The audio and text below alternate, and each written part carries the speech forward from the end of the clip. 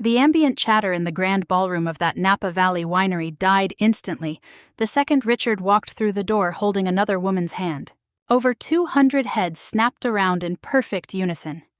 Silicon Valley investors, board members, lifelong family friends, everyone was staring. And there was Richard Vance, grinning from ear to ear, introducing a 34-year-old woman named Chloe as someone incredibly vital to his future. He was expecting tears. He was expecting me to crumble and make a scene, utterly humiliated at his own company's 20-year anniversary gala. What he never saw coming was how calmly I would walk up to that stage, reach into my clutch, pull out a sealed manila envelope and slap it right into his palm. The moment he opened it, that smug smile vanished. Inside were fully executed divorce papers and a federal court order freezing every single one of his assets. And that was just the appetizer. Before we go any further, I want to hear from you. If you were standing on that stage that night, what would you have done? Would you have walked away quietly, or would you have confronted him right there in front of the tech elite? Drop a comment below. If you love stories about resilience, betrayal, and starting over, please hit that like button and subscribe. Also, let me know where in the world you're watching from and what time it is. I always love reading your comments. My name is Eleanor Vance. For the better part of my 58 years, I truly believed I had the kind of marriage that would last a lifetime. Looking back, I realized just how dangerous that kind of comfort can be. When you spend 3 decades loving someone, building a life with them, and quietly sacrificing your own dreams for theirs, you stop imagining a future without them. You stop questioning things. You let your guard down because you genuinely believe the person next to you would never do anything to hurt you. For 30 whole years, that was exactly how I felt about my husband, Richard. We met at a tech networking event in Palo Alto. I was 28 and working as a software architect. Richard was 30, bursting with grand dreams of launching a health tech startup, though he couldn't write a single line of code to save his life. Back then, he didn't have money, power, or success, but he had an undeniable charm. Richard had this gift. He could make anyone he was talking to feel like they were the most important person in the room. When he locked his eyes on you, it felt like the rest of the world just melted away. At least that's how it felt to me. We got married 2 years later. I still remember our wedding day. There was nothing lavish about it. My dress was a rental, the reception was at a diner next to City Hall, and my parents cooked most of the food themselves. But I was blissfully happy. I genuinely thought I had found my soulmate. In those early years, money was always tight. We rented a cramped, run-down apartment in the Bay Area, and our garage doubled as our office.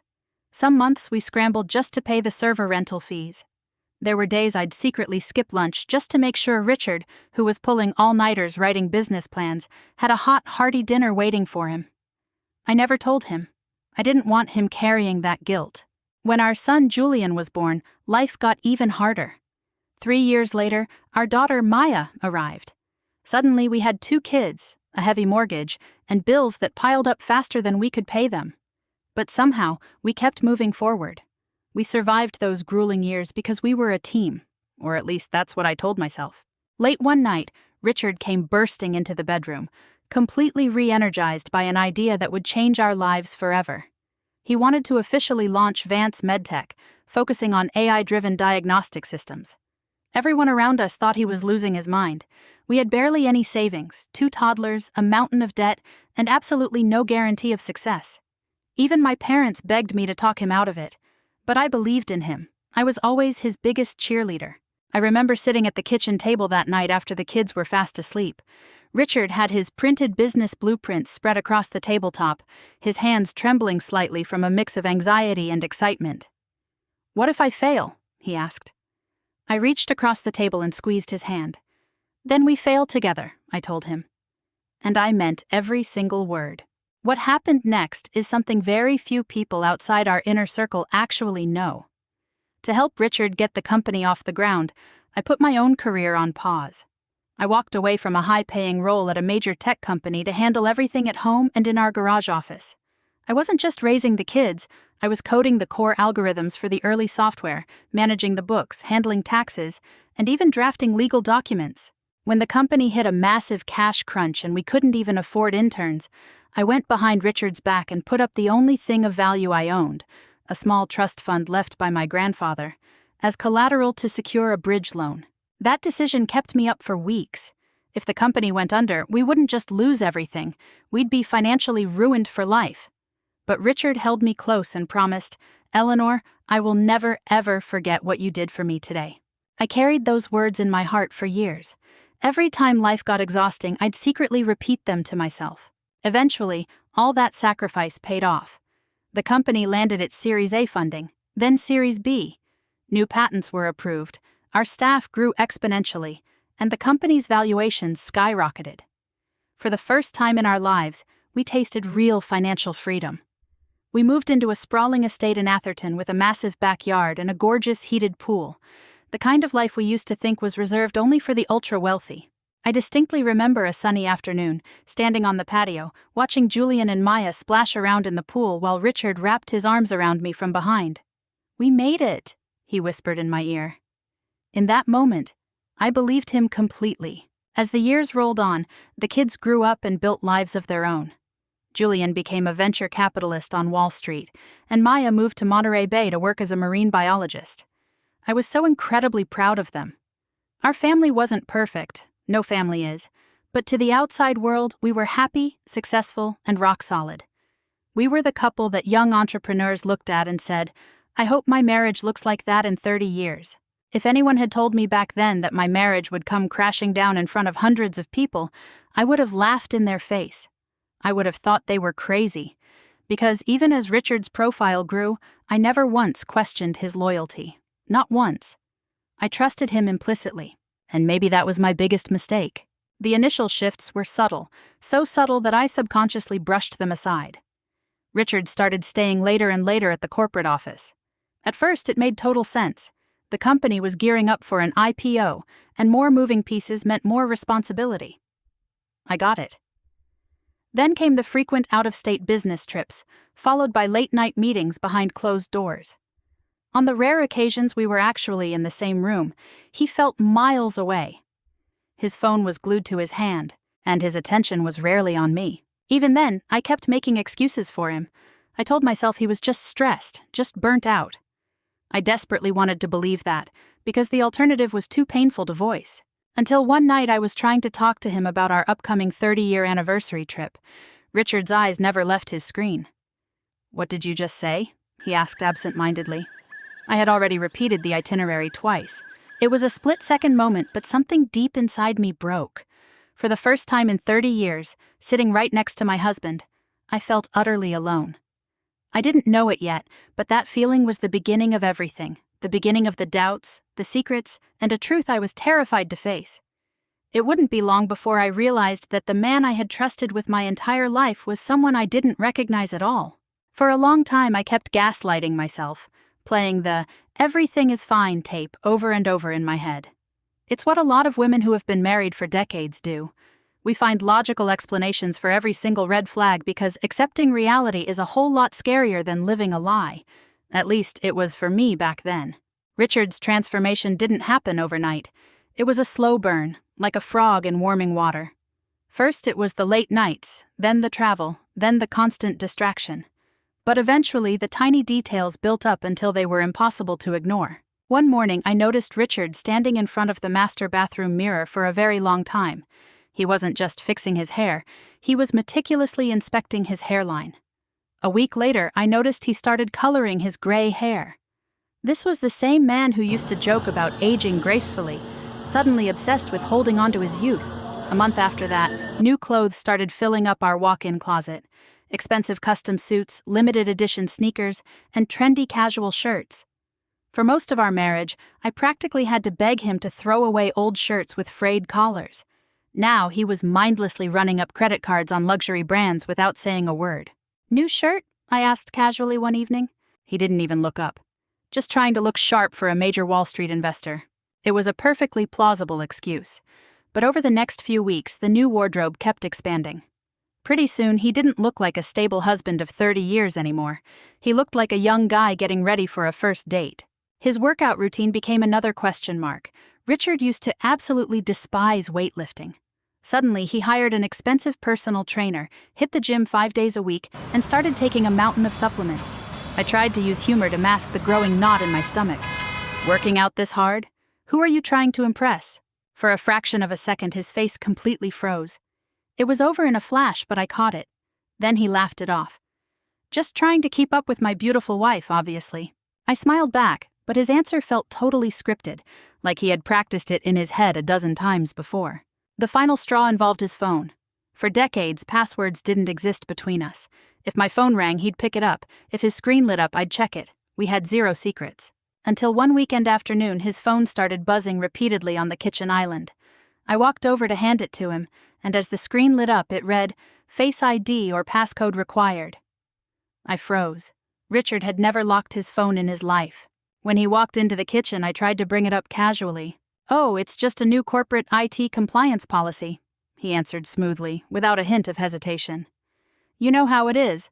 Gotta protect sensitive medical data." Another flawless explanation. But my gut was screaming. Over the next few months, I noticed Richard never let that phone out of his sight.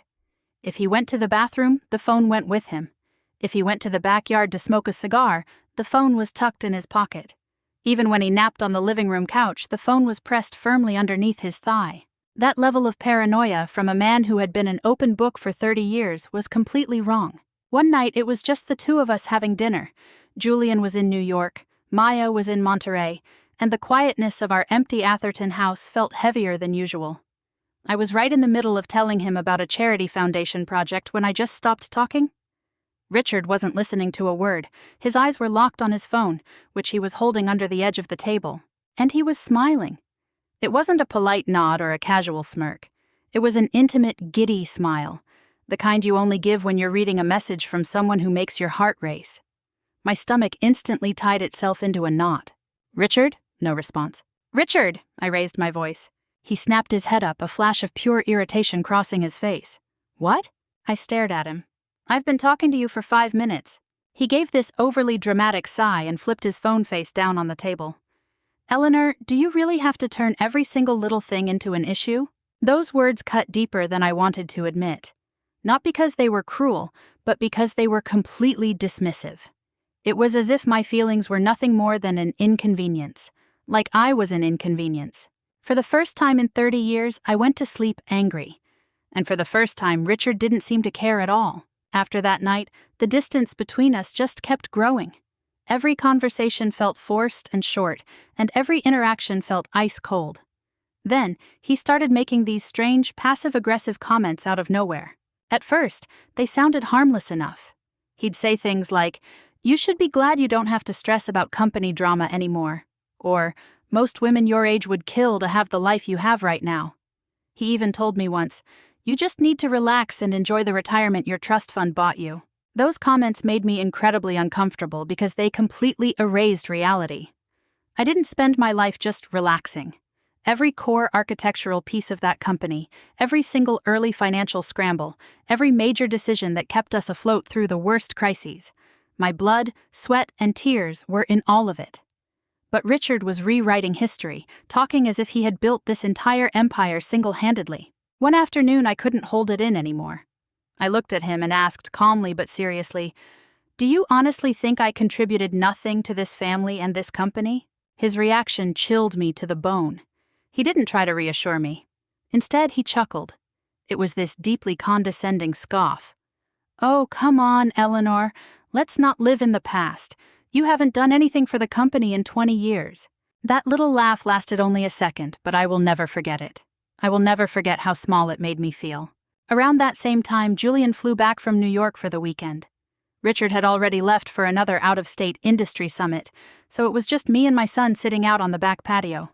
I decided to test the waters and share a few of my worries with him. I didn't lay everything out, I just wanted to see his reaction. To my absolute shock, Julian immediately jumped to his father's defense. "Mom, you have no idea the kind of pressure Dad is under right now. He's steering a company that's about to go public with a $10 billion valuation. I think you're just being a little too sensitive. You're overthinking things." That last line stung because he sounded exactly like Richard. I forced a smile and dropped it. Maybe Julian was right? Maybe I was losing my mind and turning into some paranoid, desperate housewife. I tried to convince myself that was all it was, but Maya had a completely different reaction. A few weeks later, she and I were grabbing coffee in downtown San Francisco. She took one look at my exhausted face and knew something was wrong. "Mom, what's going on?" I hesitated for a long time, but finally, I let it all out. The late-night calls, the locked phone, the cold shoulder, and the comments that had been tearing me apart. Maya listened in total silence. When I finished, she just stared down at her coffee cup, and right then, I noticed something terrifying. She wasn't surprised. My heart started pounding against my ribs. "Maya." She looked up at me. "Do you know something?" Her eyes filled with conflict. "I don't have any actual proof." That wasn't a denial. "Maya, tell me." She swallowed hard, her voice shaking a little. "It's just, I noticed he was acting weird a while ago too, and someone told me they saw him out in Carmel by the sea." A cold shiver ran straight down my spine. For the next few weeks, that conversation was all I could think about. If even Maya had noticed something, then this wasn't just in my head. My marriage was in serious trouble. The concrete proof arrived on a rainy Tuesday afternoon. Richard had supposedly flown out to Seattle for a 3-day medical equipment expo. I was up in the home study organizing tax documents to send to our family trust accountant. While looking through Richard's shared cloud drive, where he had clearly forgotten I still held administrator access, I stumbled upon an unfiled digital receipt. At first glance, it looked like a standard business expense. Then I saw the location. It was a 5-star luxury resort in Carmel by the sea. Not Seattle, Carmel. My hands began to shake uncontrollably. I checked the dates, and they lined up perfectly with a closed-door business negotiation Richard had claimed to attend the month before. 2 adults, ocean view suite, 3 nights, and a massive charge for a couple's spa package. I stared at that screen for what felt like a century. A tiny, desperate part of me was still begging for an innocent explanation. Maybe it was a booking error, maybe a corporate entertainment expense, anything. But deep down in my soul, I already knew the truth. My intuition had been screaming at me for months, and now I finally had the hard evidence. It didn't explain everything, but it proved Richard was lying to me. And when your spouse starts hiding where they are, the questions that follow become absolutely haunting. Who was he with? How long had this been going on?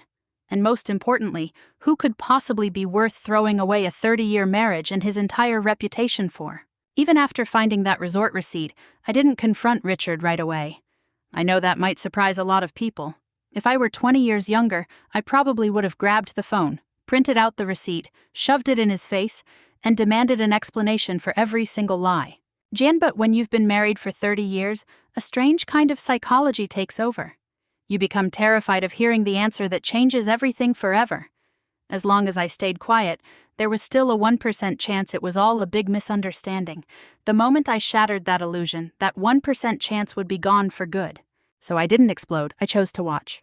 For the first time in my life, I began observing my husband through the lens of a detective inspecting a suspect.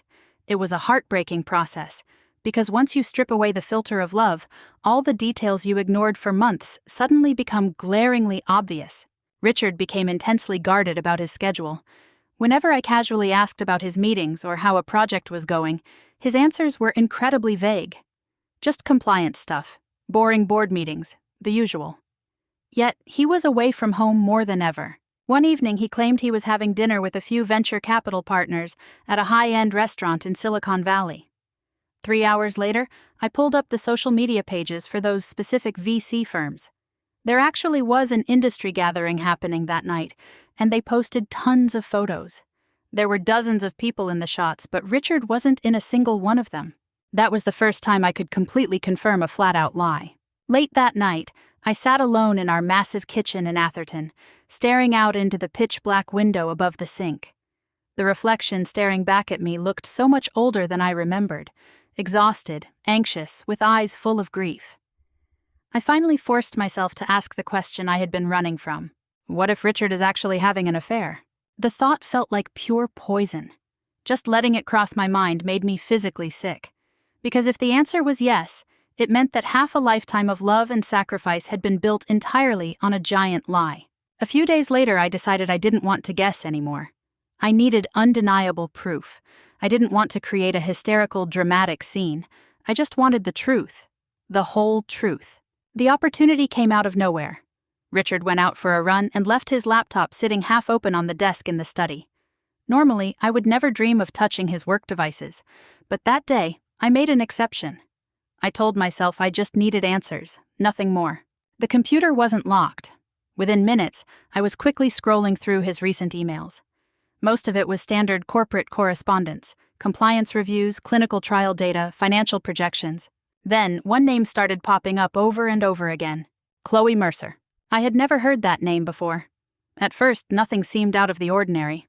Her email signature listed her as the company's new Director of Legal and Strategic Partnerships, and it looked like Richard had personally recruited her about a year ago. But as I read deeper into the threads, things took a bizarre turn. Her influence at the company seemed unnaturally high, way too high for a mid-level manager who had only been there for a year. She was CC'd on highly confidential corporate equity structures and included in acquisition discussions that usually only co-founders were privy to. Even more shocking was how furious the older executives, the ones who had been with Richard for years, were about her sudden expansion of power. One specific email caught my eye. The company's chief financial officer had written directly to Richard, demanding to know, why was Chloe invited to the core patent transfer evaluation? She has absolutely zero technical or financial background. Richard's reply was incredibly blunt. Because I trust her judgment. I read that line 3 times, over and over again. Because I trust her judgment.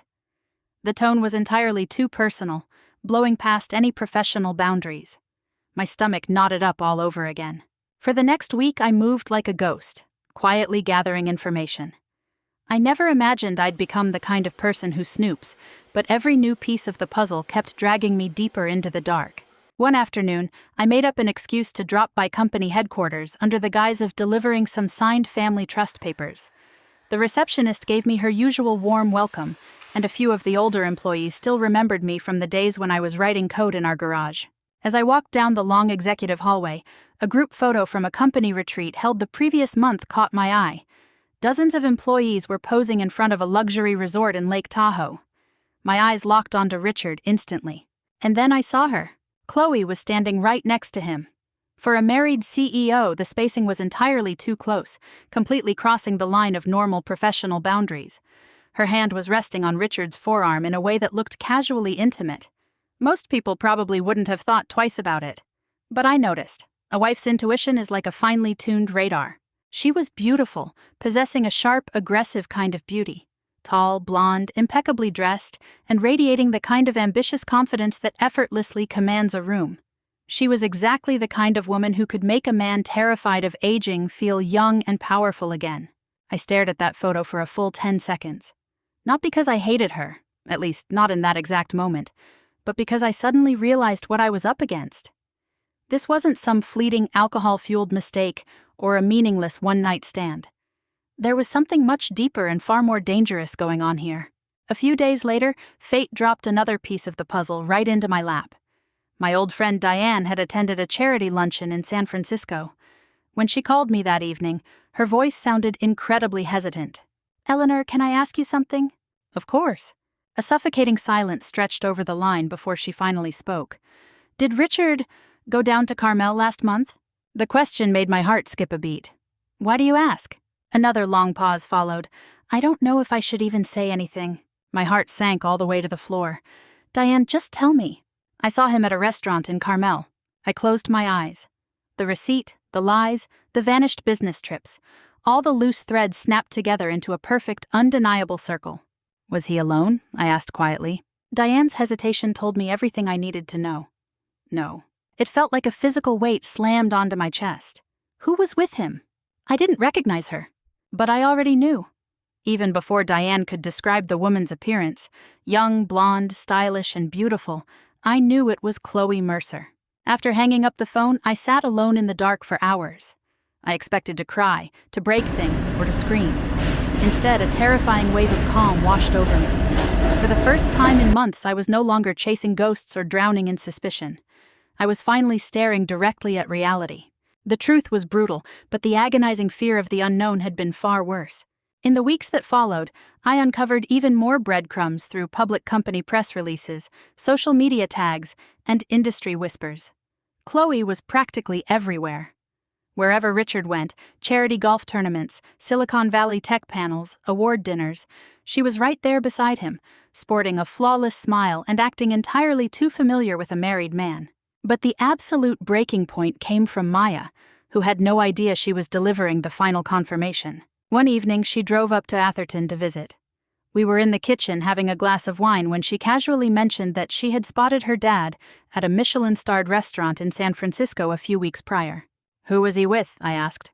Maya's face went completely pale. That was all the answer I needed. My stomach dropped into a bottomless pit. "You saw her, didn't you?" Maya stared down at the counter, slowly nodding as her eyes welled with tears. "Mom, I didn't know what to do." The sheer pain in her voice broke my heart, because it meant she had been carrying this dirty little secret all on her own. "I didn't want to hurt you." I reached across the island and tightly gripped her hand. Neither of us said a word for a very long time. After she left that night, I sat alone in the dark living room. This was no longer a game of probabilities or wild guesses. It was a cold, hard fact. Richard Vance was having an affair. The man I had loved for 30 years, the man for whose dreams I had sacrificed my own career, the man I had trusted with my entire life, had chosen a woman over 20 years younger than him. Yet, even as I processed the devastating weight of that betrayal, a much more disturbing question began to echo in my mind. The more I looked into the massive amount of corporate access Chloe Mercer was gaining, the more the math didn't add up. This didn't look like a typical cliché affair where a powerful man spoils his mistress. This looked like a calculated corporate takeover. She wasn't just working her way into Richard's bed, she was embedding herself into the core secrets, the financial veins, the patent decisions, and the absolute future of the company.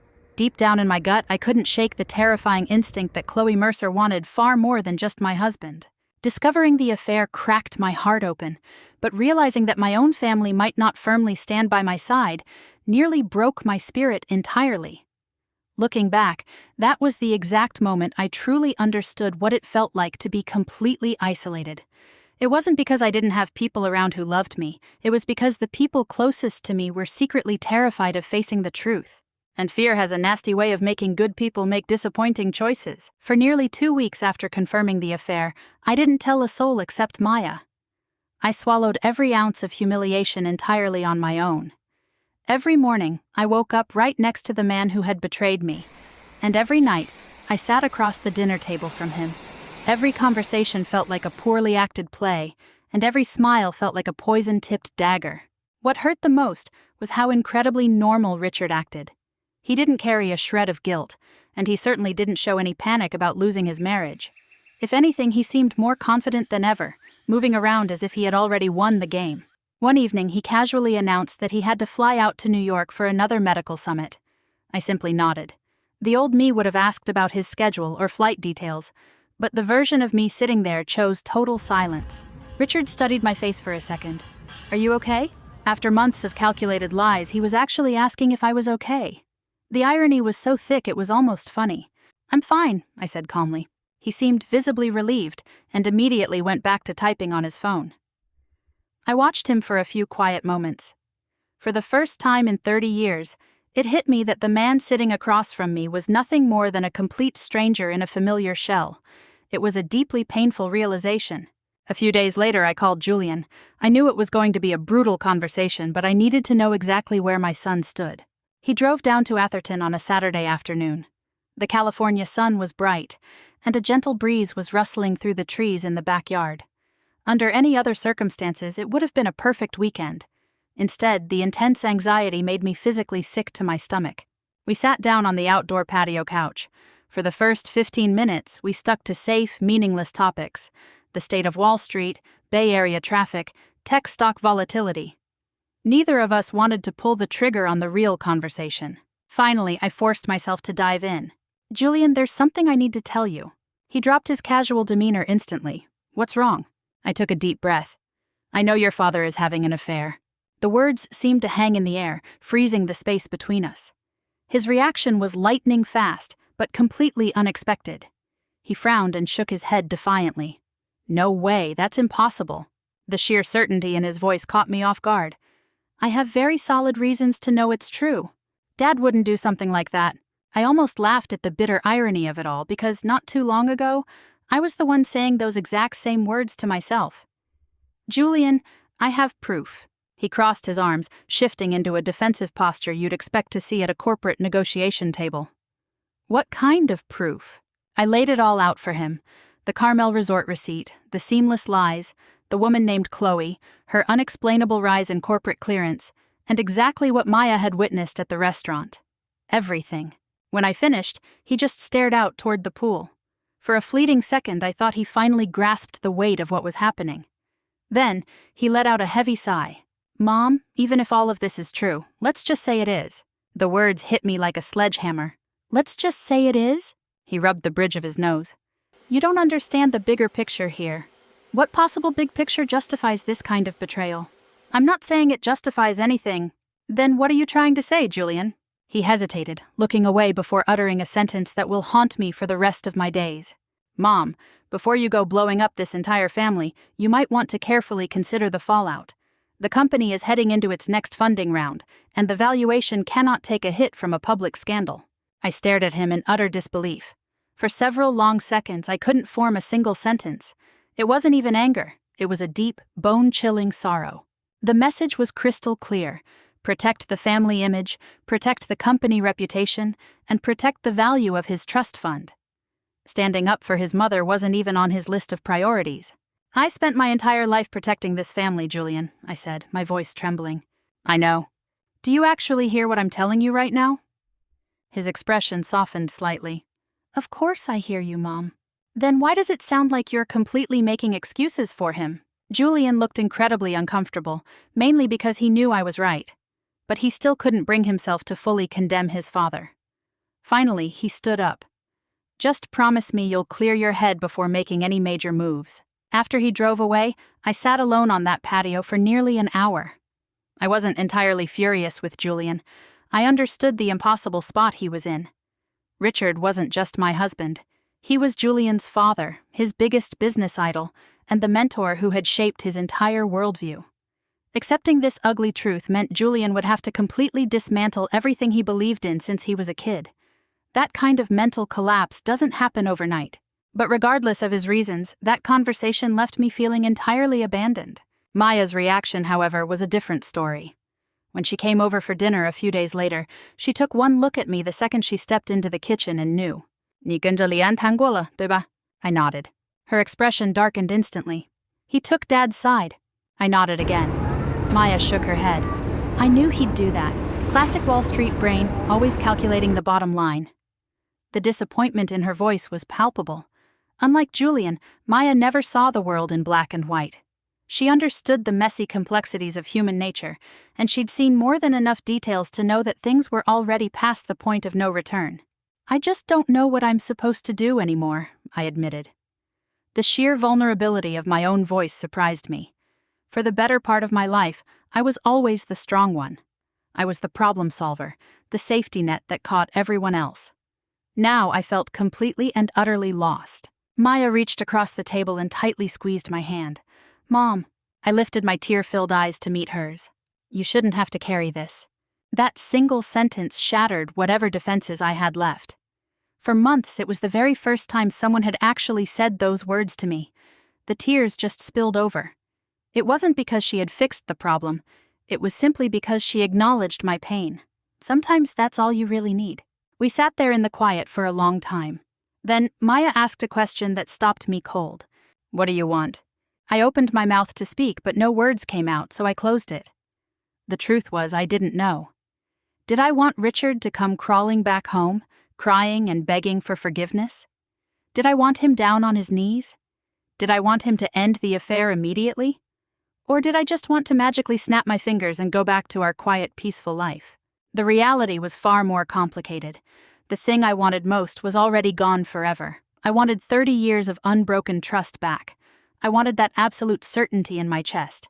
I wanted the pure love we used to share. But none of that was possible now. Once trust is shattered, something fundamental alters at the core, even if the marriage survives on paper. The following week, another reality check forced me to face facts.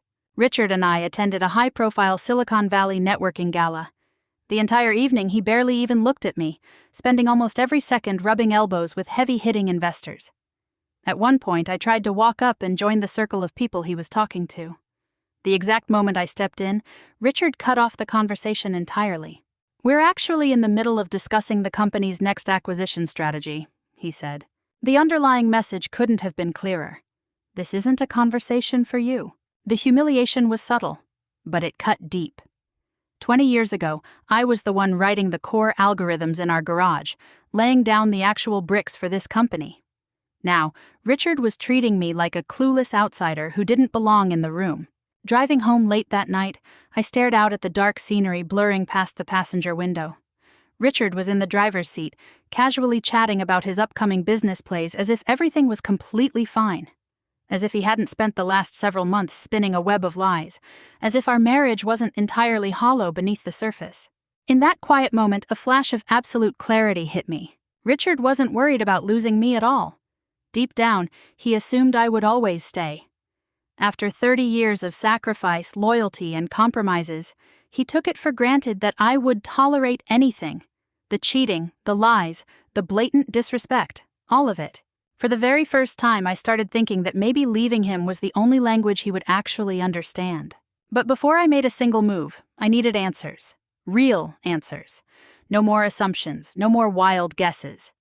I had to figure out exactly what Richard was doing behind my back, and more importantly, what he was hiding. Because a growing instinct deep in my gut was telling me that the affair was just the tip of the iceberg. The moment I stopped thinking like a heartbroken wife and switched my brain back into a corporate partner and system architect, everything shifted. For months, I had been drowning in the emotional mess of the betrayal. But after talking to Julian and Maya, I started looking at the playing field differently. Richard wasn't just a cheating husband, he was the CEO of Vance MedTech, a company I had physically helped build. If there was one thing I knew better than almost anyone, it was complex legal structures and data tracking. Emotions can lie, but data and paperwork never do. The following Monday morning, I got on the phone with a lawyer named Evelyn Reyes. She was one of the top corporate litigation and family law attorneys in Silicon Valley.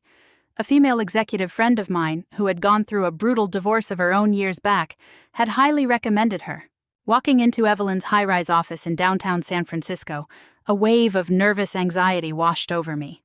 It wasn't because I was doubting my decision, but stepping through those doors meant officially admitting that my marriage was on life support. Evelyn welcomed me warmly. She was in her late 50s, incredibly sharp, and radiated a powerful, brilliant energy. She was exactly the kind of no-nonsense professional who made you feel safe the second you met her. After listening to me lay out the details for nearly an hour, she leaned back in her leather chair. "Eleanor, I need to ask you a crucial question." "Go ahead." "During the early startup phase of the company, how hands-on were you legally and operationally?" I gave a bitter smile. "Extremely hands-on." "Can you be specific?" So, I told her everything. I described how I coded the foundational software, how I set up our family trust, managed the tax structures, and drafted the early intellectual property agreements. I told her how, when the company was running completely dry, I used my grandfather's trust fund as collateral to secure the bridge loan that saved us. I laid out the process of signing legal paperwork that most traditional housewives would never even see. Evelyn listened intently, taking rapid notes on her tablet. Then she looked up. "Do you still have physical copies of those early documents?" I blinked. "Some of them, yes." "Find them. All of them," she said, her tone suddenly very serious. "Why?" She crossed her hands on the desk. "Because I have a feeling Richard might have forgotten some incredibly fatal legal details." For the first time in months, I felt an emotion that wasn't overwhelming sadness. I felt completely detached, calm, and curious. That night, I started digging through the storage closets in our study. There were over a dozen weatherproof bins packed with old files. Most people probably would have thrown these ancient financial records away years ago, but my analytical brain wouldn't let me get rid of the backups. By midnight, our massive oak desk was completely covered in folders. Trust agreements, patent filings, corporate bylaws, early equity distributions. Some of these papers were over 25 years old. As I waded through the pages, a flood of memories came rushing back. Every single risk we took, every asset we leveraged, every decision we made together late at night over coffee. But the deeper I read, the clearer one massive detail became.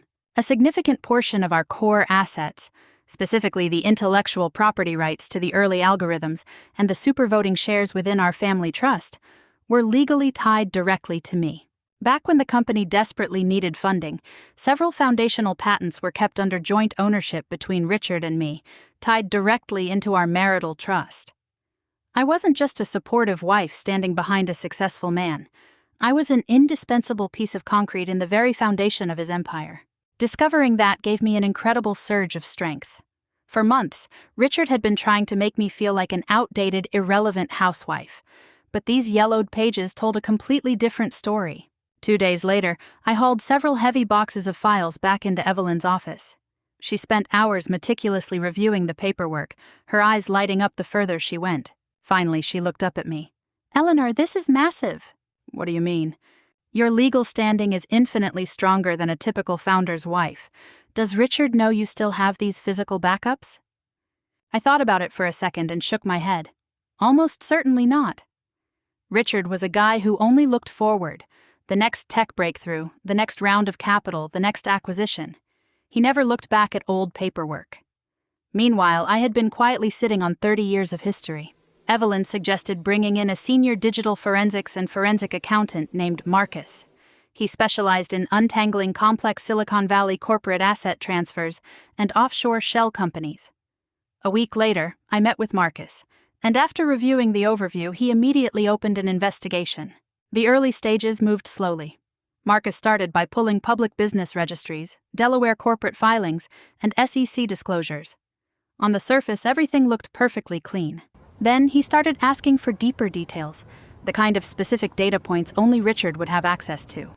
Very quickly, an incredibly strange pattern began to surface. There had been several massive asset movements recently that looked bizarrely structured. They weren't necessarily illegal on their face, but they were highly unconventional. A portion of the company's core patent licensing rights was being frequently moved into newly formed entities under the label of strategic partnerships. Massive sums of money categorized as external consulting fees were flowing to untraceable sources. Neither Marcus nor Evelyn jumped to conclusions, but they urged me to keep a close eye on everything and keep gathering data. As the weeks ticked by, I started watching Richard like a hawk. For the first time, I noticed him spending hours in the home study reviewing incredibly complicated financial ledgers, something he almost never did at home before. He would lock himself away for half the night. If I walked in unexpectedly, he would immediately minimize his desktop screens or slam his laptop shut, abruptly changing the subject. It wasn't just guilt, it was defensive behavior. One evening, I casually asked how the company operations were going. "Incredible," he said instantly. "Any hurdles, like corporate compliance audits or anything?" "None at all," he answered way too quickly, like a rehearsed line. I studied him closely. The man sitting across from me looked completely confident on the outside, but I could see the tight, anxious tension hiding just under his skin. Something was eating at him, something massive. The breakthrough came a month later. While sorting through a 20-year-old patent assignment writer, I discovered a vital clause.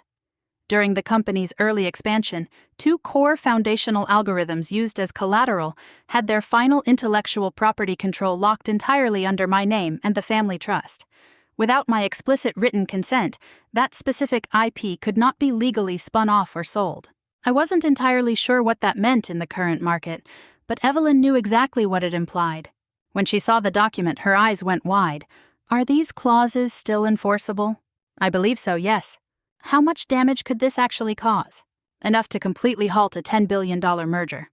My heart rate spiked instantly. For the first time in months, I felt a surge of absolute confidence. It wasn't about a petty desire for revenge, it was about finally seeing the full picture. Richard had spent months treating me like I was blind, like an incompetent housewife who would quietly step aside if he threw enough alimony at me. But he forgot one fatal detail. Before I was ever his wife, I was a systems architect with a highly logical mind. Before Richard built his towering skyscrapers, I was the one who poured the concrete for the load-bearing walls. And unlike Richard, I never miss a single detail. Then, on a quiet afternoon, my phone rang. It was Marcus, and his voice was heavier than I had ever heard it. "Eleanor, I found something." My stomach instantly tightened. "What is it?" "I need to run a few more data checks before I can give you a definitive conclusion," Marcus said. It wasn't exactly a comforting opening line. "Marcus, what did you find?" After a brief, heavy silence, he finally answered. "I've been tracking a series of incredibly covert patent licensing transfers. They all point directly to a shell company registered in Delaware just last month called Apex Innovations." I held my breath. "And," Marcus hesitated, "I think your husband is plotting something massive." A sudden chill shot through my entire body. "What do you mean by massive?" "I can't say for sure just yet." But deep down in my gut, I already knew the answer. Richard wasn't just having an affair. He wasn't just lying to me. He was quietly positioning pieces on a completely different chessboard, one I hadn't even realized existed. And if my instincts were correct, cheating was merely a single chess move in a much grander strategy. It was a strategy designed to completely dismantle our marriage, strip me of my legal assets, and swallow up every single ounce of the hard work we had spent 30 years building together. I finally realized that what I was uncovering wasn't just a simple story of betrayal. I was looking at a meticulously planned corporate heist. And no matter what Richard Vance was plotting in the dark, I was going to flip his entire chessboard before he could make his final move. There's a strange thing about betrayal. Once you look it dead in the eye and see the full scope of it, the fear slowly starts to evaporate. It doesn't happen overnight and it doesn't vanish entirely, but it recedes piece by piece. The desperate housewife who used to cry herself to sleep over her husband's late nights was fading away.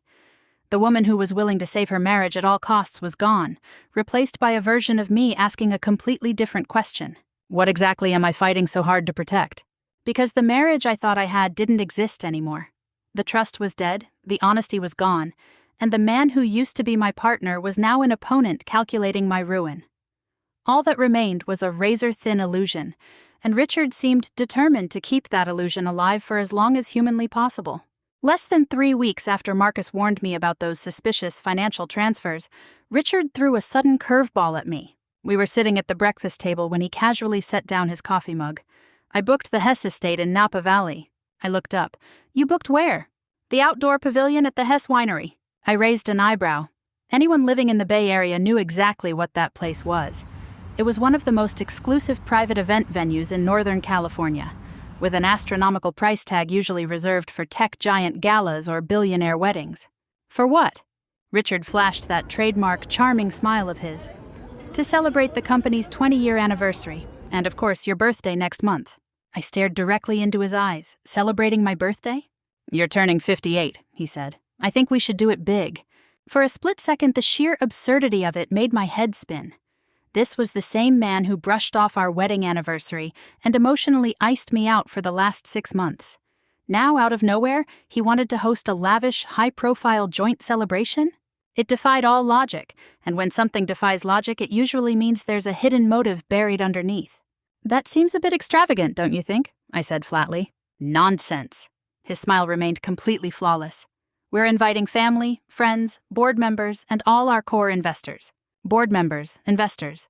And there it was. The pieces clicked into place. This party wasn't about celebrating my birthday, and it wasn't even strictly about a 20-year corporate milestone. Richard needed an audience. I didn't know exactly what he was planning to announce that night, but I was fully on high alert.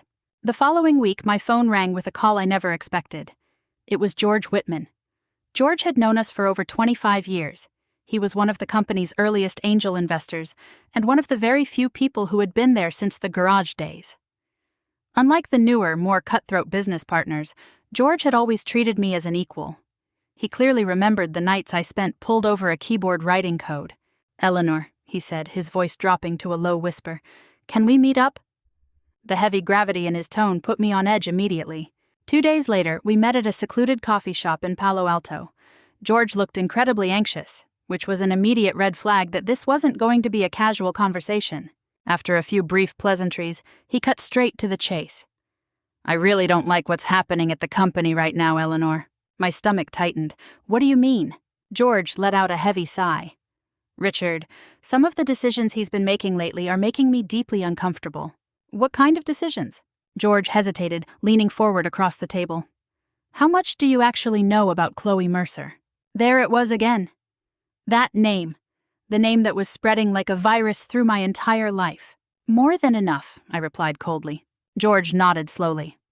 "Then you probably know she's started sitting in on core executive meetings." I heard.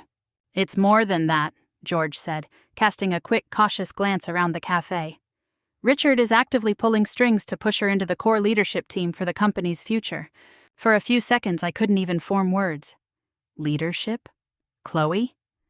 A director of legal who had barely been with the company for a year? George continued, the other VPs are absolutely furious about it. Why? Because she has zero independent experience running a tech company. But I already knew that. Then why is Richard doing this? George gave me a look filled with pure pity. The answer was glaringly obvious, and neither of us needed to say it out loud. Richard was no longer making logical business decisions. He was leading with his ego and his vices. And those kinds of decisions always carry a massive price tag. George reached into his briefcase and slid a stack of documents toward me. I quickly scanned them. Board meeting agendas, strategic planning memos, and a blueprint for a restructuring plan over the next 3 years. Chloe's name was written all over them, appearing with a frequency that made absolutely no sense for her title. George, I started. I'm telling you this, Eleanor, because it looks to me like you're being systematically pushed out of the picture. The words felt like a physical blow to the face. It wasn't that I hadn't anticipated this exact scenario, but hearing someone else say it out loud made the brutal reality undeniable. For months, I had been focusing all my energy on the affair. But now, a dark corporate conspiracy was stepping into the light. What if Richard didn't just want an emotional divorce? What if he was trying to legally, financially, and permanently erase me from the company ownership altogether? The realization made me physically sick. That night, I called an emergency meeting with Evelyn and Marcus. We pooled every single piece of evidence we had gathered: the affair, George's warning, Chloe's rapid power grab, and that mysterious shell company, Apex Innovations. Evelyn listened to everything, resting her chin on her interlaced fingers. Eleanor, I think you need to brace yourself. For what? A total legal war. The air in the room felt completely frozen. I looked over at Marcus, who gave a firm nod. I completely agree. If I'm reading this right, that shell company is a holding vessel meant to drain the core patents out of your family trust. Once the assets are cleared out, the company can be quietly restructured or sold off, and you'll lose your biggest piece of leverage. A month ago, hearing those words would have completely shattered me. But now, it simply validated my worst fears. Richard was planning a massive purge, and I had to pull the trigger before he could. The days that followed turned into a frantic race against the clock. Evelyn worked around the clock, drafting thick stacks of legal injunctions and lawsuits. Marcus continued digging through financial ledgers, locking down every single suspicious transfer into hard evidence. Meanwhile, I combed through every archive to pull the documents proving I held absolute veto power over the core intellectual property. The process was exhausting, but it gave me a sense of control I hadn't felt in a very long time. For the first time in months, I felt like I was the one steering the ship. I wasn't a passive, heartbroken wife waiting to be blindsided. I was building an army. Then, on a Tuesday afternoon, Evelyn called. Your paperwork is ready. I knew exactly what she meant. The divorce papers were finalized, along with a temporary restraining order from a federal court that would instantly freeze the company's core assets and shatter Richard's entire plan. Neither of us spoke for a few quiet seconds. Then I whispered, "Perfect." The next day, I went down to her office. She handed me a sealed manila envelope. It looked completely ordinary and unassuming, but holding it in my hands, it felt heavier than anything I had ever carried in my life. I stared at it for a long time. Inside that envelope was the death of my past life and the blueprint for my future. Do you want us to file this with the court and have him served immediately? Evelyn asked. I shook my head. No, let's hold off. She looked genuinely surprised. Why? I thought about Richard. I thought about Chloe. I thought about the nauseating lies and the months of subtle humiliation. And then, I thought about that massive upcoming party. A brilliant idea had been circling in my mind for weeks, and now it was fully formed. Richard hadn't organized that gala for me. He did it for himself, for his public image, and to show off his grand, new future to the Silicon Valley elite. And right then, I knew exactly what I had to do. I slid the envelope into my clutch. Evelyn studied my expression closely. What are you thinking, Eleanor? I looked her dead in the eye. I'm thinking, since Richard is so desperate for an audience. A cold smile tugged at the corner of my lips, and Evelyn couldn't help but smile back. I'm going to give him the biggest audience of his life. For the first time since discovering that Carmel resort receipt, A profound sense of peace washed over me. It wasn't because my problems were magically solved or because the hurt was gone, but because I finally had a flawless plan. Richard thought he was running the show. He assumed he was perfectly choreographing his future, completely confident that I would stay quiet, submissive, and predictable, just like I had for the last 30 years. He had absolutely no idea that I had already set a countdown timer on his marriage, and if my instincts were right, the Hess estate in Napa Valley was about to host a retaliation that Silicon Valley would never forget. On the day of the gala, the weather in Napa Valley was absolutely perfect. The California sun poured over the rolling vineyards, and the sky was a crisp, flawless blue. People always say that when your life is about to completely fracture, your senses become incredibly sharp. They're right. The moment I opened my eyes that morning, I knew nothing would ever be the same again. Not tomorrow, not next week, but tonight. By the time this dinner ended, my marriage would be completely over. And in the entire San Francisco Bay Area, I was the only person who knew the secret. Richard, of course, was completely oblivious. He spent the entire morning playing the part of the doting, perfect husband. Right after breakfast, a massive arrangement of white roses and lilies arrived at the house, my absolute favorite flowers. Years ago, a gesture like that would have brought tears of gratitude to my eyes. Now it just looked like a cheap prop in his elaborate stage play. It was a display meant for the crowd, not for me. "Happy anniversary and a little early happy birthday," Richard said, stepping up and planting a smooth kiss on my cheek. I forced a tight smile. "Thank you." He looked incredibly pleased with himself, as if he had just successfully checked a major chore off his to-do list. The thick irony of the moment almost made me laugh out loud. Richard was completely convinced he held the master script for the night, totally oblivious to the absolute destruction heading his way. That sealed manila envelope was sitting quietly inside my clutch, like a patient predator waiting for the perfect moment to strike. Around 4 in the afternoon, I started getting ready for the gala. I stood in front of the full-length mirror in our bedroom, staring at my reflection for much longer than usual. I wasn't trying to look stunning for anyone else. I just wanted to memorize this exact version of myself. The version that was still technically tied to my old life, standing on the edge of a massive cliff, looking into the unknown and feeling absolutely no fear. I chose a classic deep navy silk gown. It was elegantly tailored and structured, the kind of dress that commands a room without having to shout for attention. When I finished getting ready and took one final look in the mirror, the woman staring back at me was completely unrecognizable from the heartbroken wife of a few months ago. She looked tougher, wiser, and completely awake. The fine lines around my eyes were definitely deeper, but there was something entirely new in my gaze, pure resolve. The frightened, anxious wife was officially dead. The woman left standing in her place was never going to apologize for her own existence ever again. By 6, a black Maybach dropped us off at the Hess estate. The grand ballroom was decorated with pure luxury. Massive crystal chandeliers hung from the soaring vaulted ceilings, and hundreds of flickering candles cast a warm golden glow across the room. Outside the floor-to-ceiling glass windows, endless rows of grapevines stretched out beneath a spectacular bleeding sunset. Every single corner was overflowing with fresh floral arrangements. The scene was breathtakingly beautiful, which made it heartbreaking, because underneath all that flawless elegance lay a deeply hideous lie. The guests started trickling in. Heavy-hitting Silicon Valley venture capitalists, biotech tycoons, board members, legacy employees who had been with us since the garage days, and lifelong family friends we had known for decades. Every single one of them truly believed they were there to celebrate the 20-year anniversary of Vance MedTech and my upcoming birthday. I stood near the entrance, smiling warmly as I welcomed everyone. I hugged them, accepting their congratulations and compliments, while my brain operated like a cold, precise machine, calculating one single question. When exactly is Richard going to pull the trigger? I knew him too well.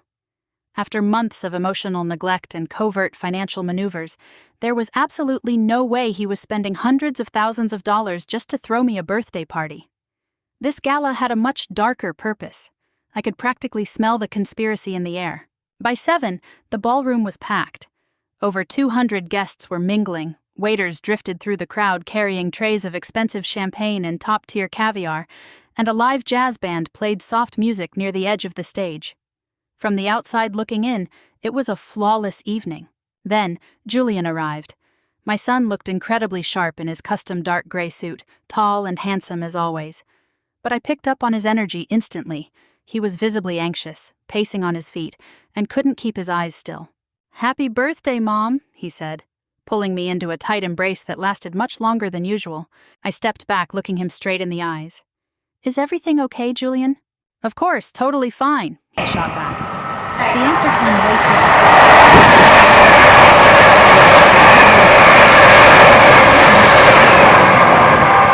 Before I could push him for details, Maya arrived. Unlike Julian's shifty behavior, she walked straight through the crowd and threw her arms around me in a deeply genuine hug, the kind of embrace that transfers pure strength without needing a single word. "You look absolutely beautiful tonight, Mom," she whispered in my ear. "Thank you, sweetheart." I noticed her eyes lingering on my face for a long moment. For a split second, I wondered if she had a gut feeling about what was coming. If she knew, she didn't breathe a word of it. As the party kept moving, I picked up on another incredibly strange pattern. A lot of people, specifically our senior executives and board members, kept glancing toward the grand entrance doors of the ballroom. It looked like they were all collectively waiting for a VIP to arrive. That put me on maximum alert. The nominal stars of the night, Richard and I, were already standing right here. Who on earth were they waiting for? Minutes later, the answer walked through the door. The heavy mahogany double doors swung open, causing a sudden, noticeable lull in the room's chatter as dozens of heads turned. It was Chloe Mercer. Even though I had stared at her photos countless times, seeing her materialize in real life was a completely different shock to the system. It was blinding, raw, and real. She was wearing a stunning, incredibly bold deep V evening gown in a vibrant crimson red. It was absolutely not the kind of dress an employee wears to her boss's corporate gala. Her long blonde hair fell perfectly across her collarbones, and she glided through the crowd in high stilettos with an unapologetic, deeply territorial confidence. That wasn't the posture of a proud employee, that was the confidence of a woman who felt like she owned the place. My heart hammered against my ribs, but my mind stayed incredibly detached and calm. In that exact moment, the final lingering shred of self-doubt vanished from my mind forever. This wasn't a misunderstanding. This wasn't a pure, professional boss and employee dynamic. No professional corporate woman dresses like that to flaunt herself at the birthday gala of her married CEO's wife. A low buzz of whispers immediately rippled through the ballroom. People noticed. How could they not? A few executives exchanged deeply awkward glances, while other guests leaned in to whisper to each other. The atmosphere in the room shifted instantly, heavy with tension. And then I watched the moment that cemented everything. Richard spotted Chloe from across the crowded room. The expression on his face transformed instantly. The shift probably escaped most of the guests, but it could never escape me. His eyes completely lit up, and his whole posture relaxed into pure excitement. That smile was real, raw, and completely unbothered. It was the exact smile he hadn't given me in years. The sting of that realization cut much deeper than I expected. 30 years. 30 years of grinding together through the worst of times, and it turned out I had become completely invisible to him. Richard immediately cut through the crowd, not toward me but directly to her. I watched them greet each other with an effortless familiarity. The physical distance between them and the energy they radiated was entirely too intimate for anyone to ignore. George Whitman happened to be standing close by. He tilted his head slightly toward me, lowering his voice. "Do you see what I'm talking about now?" I didn't say a word. I didn't need to. Everyone in that ballroom was seeing it. The only person who seemed completely blind to the awkward tension in the room was Richard himself. Or maybe he just didn't give a damn anymore. For the next hour, Chloe worked the room like a pro. She mingled effortlessly with our top investors and shared inside jokes with board members. At one point, I overheard the wife of an investor who didn't recognize her ask Chloe who she was. Her response sent a literal chill down my spine. I'm someone incredibly vital to Richard's future. Not the company's director of legal, not a member of the executive staff, but someone incredibly vital to Richard's future. The phrasing was entirely too intentional. It was a calculated move to prime the audience for a massive announcement. Suddenly, Richard's entire master plan became blindingly clear. He hadn't just invited Chloe to the party, he was introducing her to the Silicon Valley elite, bringing her directly into the social empire I had spent decades helping him build. And he was planning to execute that handoff publicly, right under my nose tonight. A sickening realization like that should have broken me. Instead, it sent my survival instincts into overdrive. Richard had made a fatal error. He truly believed this stage belonged entirely to him. He assumed he was completely controlling the narrative, expecting me to stand in the crowd like a humiliated ghost, while he publicly replaced me in front of everyone who mattered. But he had no idea that the envelope tucked inside my clutch had already completely rewritten the ending of his night. I gently ran my hand over the leather bag resting on my shoulder. It was right there, waiting. Across the ballroom, Richard was laughing out loud next to Chloe, radiating confidence, fully believing he was the smartest winner in the room. He had absolutely no clue that in less than an hour, the most devastating, humiliating moment of his life was about to play out. There are certain moments in life where time stretches out into infinity, and every single detail gets permanently burned into your mind. The next 40 minutes became that kind of moment for me. The room echoed with the low murmur of conversations and the crisp clinking of wine glasses. To an outsider, it still looked like a flawless, high-society gathering. But underneath that calm surface, the tension was building fast. A lot of the guests had already picked up on the bizarre chemistry between Richard and Chloe. They didn't dare talk about it openly, but in a room packed with brilliant minds, a secret like that doesn't stay hidden for long. By 8:30, the main courses were cleared away and dessert was being served. Right on cue, Richard stood up. A winery server immediately rushed over, perfectly timed, to hand him a wireless microphone. My heart rate accelerated instantly. Here it was, his big, meticulously planned moment, and the exact moment I had been waiting for. The chatter in the room quickly died down. The entire ballroom fell dead silent. Over 200 pairs of eyes locked onto the stage. Richard flashed his signature confident smile, the smile that had made me fall in love with him decades ago, the smile that had convinced venture capitalists to pour tens of millions into his hands, and the exact same smile he had used to mask his lies for the last 6 months. "Good evening, everyone." Polite applause rippled through the crowd. Richard scanned the room, a picture of perfect confidence. "I want to thank everyone for taking the time to be here tonight." More applause followed. Then he turned his eyes directly toward me. "Most importantly, I want to thank my wife, Eleanor." For a split second, I almost laughed out loud. Not just because of the bitter irony, but because the sheer audacity of it was comical. After months of calculated deception, betrayal, emotional neglect, and bleeding our assets dry, he actually had the nerve to publicly thank me in front of 200 people. The performance didn't stop there. Richard launched into this incredibly moving, sentimental speech about our history, the early days spent grinding in the garage, the long nights, and the beautiful family we built. A few of the guests who had no idea what was actually going on smiled warmly, touched by the story. If they knew the real truth, they'd be holding back vomit. Then, his voice shifted. It was a subtle tweak in his inflection, the kind of pivot only someone who had known him for 3 decades would catch, but I locked onto it instantly. "Life is made of different chapters," Richard said into the microphone. My stomach instantly tightened into a knot. "And sometimes we have to embrace change." Down in the crowd, a few of our board members exchanged puzzled glances. Richard pressed on. "The future of Vance MedTech belongs to those who are willing to push boundaries." And there it was. The stage was set, the priming was complete, and he was finally moving in for his real objective. I looked across the expanse of the ballroom. Chloe was staring up at him, completely spellbound. Her expression was calm, confident, and practically dripping with anticipation, like she had rehearsed this exact sequence 100 times in her mirror. Richard smiled, extending a hand out toward her section of the room. "Chloe, would you mind coming up to the stage for a moment?" The entire energy in the grand ballroom shifted instantly. A heavy, suffocating wave of tension rippled through the crowd. You could practically feel the collective shock, confusion, and intense awkwardness slamming into the room. Chloe stood up gracefully from her seat. That vibrant crimson dress looked blinding under the stage spotlights. Standing tall in her stilettos, she cut through the crowd and walked toward the stage, toward my husband, and toward the throne she fully believed was about to be hers. Whispers erupted like wildfire. I could distinctly hear the muffled, frantic reactions from the tables around me. What the hell is going on? Why is she going up there? Isn't she the new legal girl? Oh my God! Richard could definitely hear the murmurs, but he chose to completely tune them out. He was completely blinded by his own massive ego. Chloe stepped onto the stage and took her place right beside him.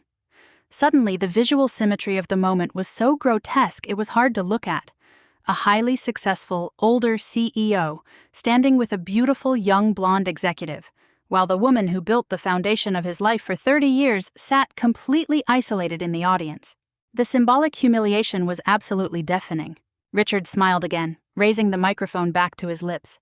I want to take a moment to introduce someone who has become incredibly vital to my future. Dead silence. The entire room went completely cold. Even the servers carrying trays of champagne froze in their tracks. Nobody dared to make a sound. Richard looked at Chloe, then turned back to the audience. Over the past year, Chloe has brought immeasurable value to the company. A few of our veteran executives shifted uncomfortably in their seats. George Whitman's face turned absolutely stone pale. Richard kept going. She has helped us completely reshape the strategic blueprint for our next chapter.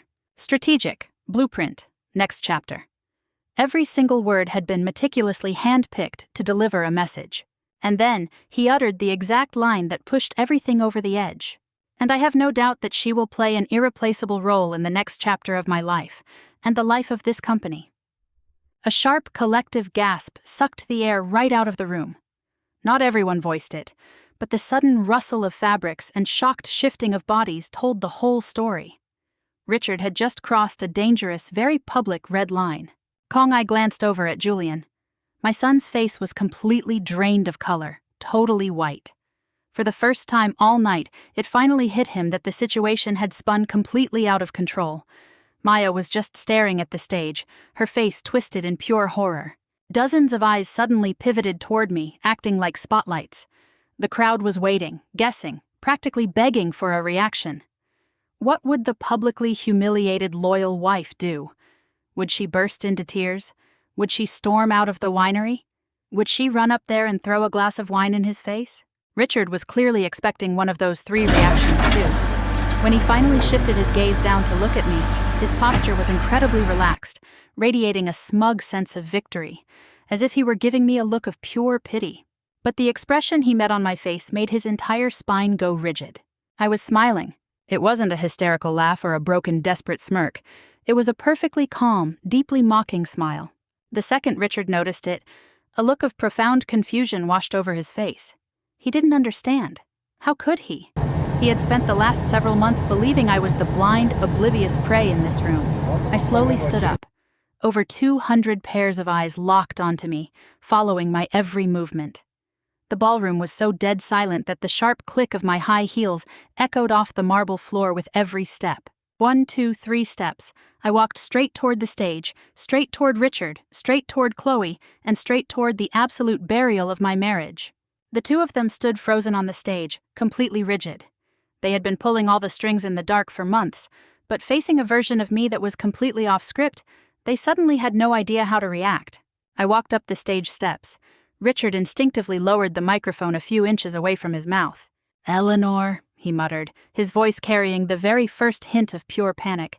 I ignored him entirely. Instead, I reached into my clutch and smoothly pulled out the sealed manila envelope. Down in the front rows, a few high-profile venture capitalists leaned forward, their eyes glued to my hands. The entire room felt like it had been placed on a temporary pause. Richard's brow furrowed deep. "What is this?" I looked him dead in the eyes. The eyes I had trusted implicitly for 30 years, the eyes that had spun countless calculated lies to my face. They were finally showing a deep, bottomless fear. And then I slammed the envelope right against his chest. No hysterical screaming, no dramatic tears, no desperate cries, just the cold weight of that paper. 200 people held their collective breath. Richard looked down at the envelope in confusion, and then, with trembling fingers, he slowly tore open the seal. I swear I will never, ever forget the expression that took over his face. It was pure, soul-crushing shock. Every ounce of his untouchable, smug arrogance evaporated in a fraction of a second. The color drained from his skin completely, and his hands began to shake violently. For a solid 15 seconds, he stood there like a statue, staring down at the thick stack of legal documents. He couldn't speak, he couldn't move. His brain had completely lost the capacity to process reality. Finally, his head snapped up to look at me. "Eleanor!" His voice cracked completely from sheer terror. For the first time all night, he looked exactly like what he was, a panicked, cornered animal. I calmly reached out and took the wireless microphone right from his frozen hand. The audience remained dead silent. Every single guest was waiting, listening, and witnessing the exact moment Richard Vance's pristine reputation came crashing down. I scanned the room full of Silicon Valley elite, looked over at my pale husband, and finally glanced at Chloe, whose entire body had started to visibly shake. Then I spoke into the microphone. Since Richard chose tonight to announce a quote-unquote new chapter in his life, my voice echoed through the high-end sound system, perfectly clear and rock-solid, I figured this was the absolute perfect moment to announce a new chapter in mine. Nobody dared to breathe, I continued. The paperwork Richard is holding in his hands is a petition for divorce. An absolute explosion of noise slammed into the ballroom like a tidal wave. Gasps, shocked murmurs, and frantic, unbelievable whispers filled the space instantly. Richard stood there like he had been struck by lightning. He had spent months treating me like a weak, easy-to-manage housewife, never in a million years imagining that I would checkmate him at his absolute highest moment, right in front of his entire board and investor pool. But the sheer impact of that moment didn't even come from the move I had just made, because that was only the opening act. The real climax of the night was still to come. And by the time this evening was over, every single person in this ballroom, including Richard himself, was going to see exactly who Chloe Mercer really was. A deeply surreal silence settled back over the pavilion at the Hess estate. Over 200 elite professionals were completely paralyzed. No music, no conversation, no movement, just pure, unadulterated shock. Richard was staring down at the legal papers as if they were some kind of dark magic that appeared out of nowhere. His face was entirely bloodless. For months, maybe even years, he had fancied himself the master chess player running the board. Now, for the first time in his life, his face showed absolute helpless desperation. "Eleanor," he pleaded, his voice dropping to a low whisper away from the mic. I didn't answer him. No, it wasn't time for that. This moment wasn't about comforting him, and it definitely wasn't about protecting his fragile ego. I had spent 30 years protecting his dignity, but tonight was different. Tonight belonged entirely to the truth. I kept my grip tight on the microphone. Every eye in the room acted like a searchlight locked onto me, waiting to comprehend how a lavish anniversary celebration had warped into a public trial nobody would ever forget. Richard took a small step forward, keeping his voice low. "We can talk about this in private." Listen to that. The exact first instinct of a hypocrite who just got caught with his pants down in public. Save it for later. Control the damage. Manage the crisis. I looked him dead in the eye, refusing to back down a single inch. In private? I intentionally held the microphone close to my mouth, letting my voice bounce off every single corner of the room. A few investors shifted uncomfortably in their chairs. Was it in private when you decided to bring Chloe to my birthday celebration and parade her around in front of everyone we know? A massive wave of overlapping whispers instantly exploded through the crowd. Richard's jaw clenched so hard the bone looked ready to snap. "Eleanor, please. Was it in private when you spent the last 6 months shamelessly lying to me and humiliating me behind my back?" A suffocating, heavy silence blanketed the room. The tension was practical, thick enough to cut. Richard couldn't answer me, mainly because he had absolutely nothing left to say. Across the stage, Chloe had completely lost that arrogant, untouchable queen persona she walked in with. She looked incredibly visibly shaken. For the first time all night, pure terror flashed in her eyes. I turned back to face the audience. Looking out at the crowd, I saw dozens of people who had known us for decades. Some had been guests at our wedding, some had watched my children grow up. A few were our largest institutional shareholders holding the core voting rights of the company. Every single one of them deserved the truth. My husband has been having a covert affair with the woman standing next to him for the past year. Another collective gasp ripped through the tables. It wasn't that the guests hadn't connected the dots on their own, but having the pristine facade violently ripped away by the wife herself carried the weight of a nuclear blast. Dozens of sharp, judgmental glares shot straight toward Chloe, even more eyes locked onto Richard. A few people looked away, shifting awkwardly in their seats. In Silicon Valley, nobody wants to be associated with a scandal that could potentially tank a company's stock price, but the bomb had already been planted months ago. Tonight was just the detonation. Richard took another aggressive step toward me. "Enough! Stop this!" The tone of his voice was much sharper and meaner than he intended. I picked up on it instantly, and everyone in the audience heard it clear as day. For years, Richard had meticulously maintained this image of a calm, sophisticated tech visionary. Right now, that mask was cracking into pieces. "I spent 30 years pouring absolutely everything I had into this family," I continued, my voice entirely steady without a single hint of a tremble.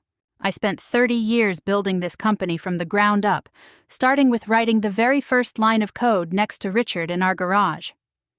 Down in the front rows, I saw a few gray-haired legacy employees silently nodding their heads. They hadn't forgotten. They remembered the early cash crunches, the high-stakes moments where we leveraged our trust fund, and every single long night I put in.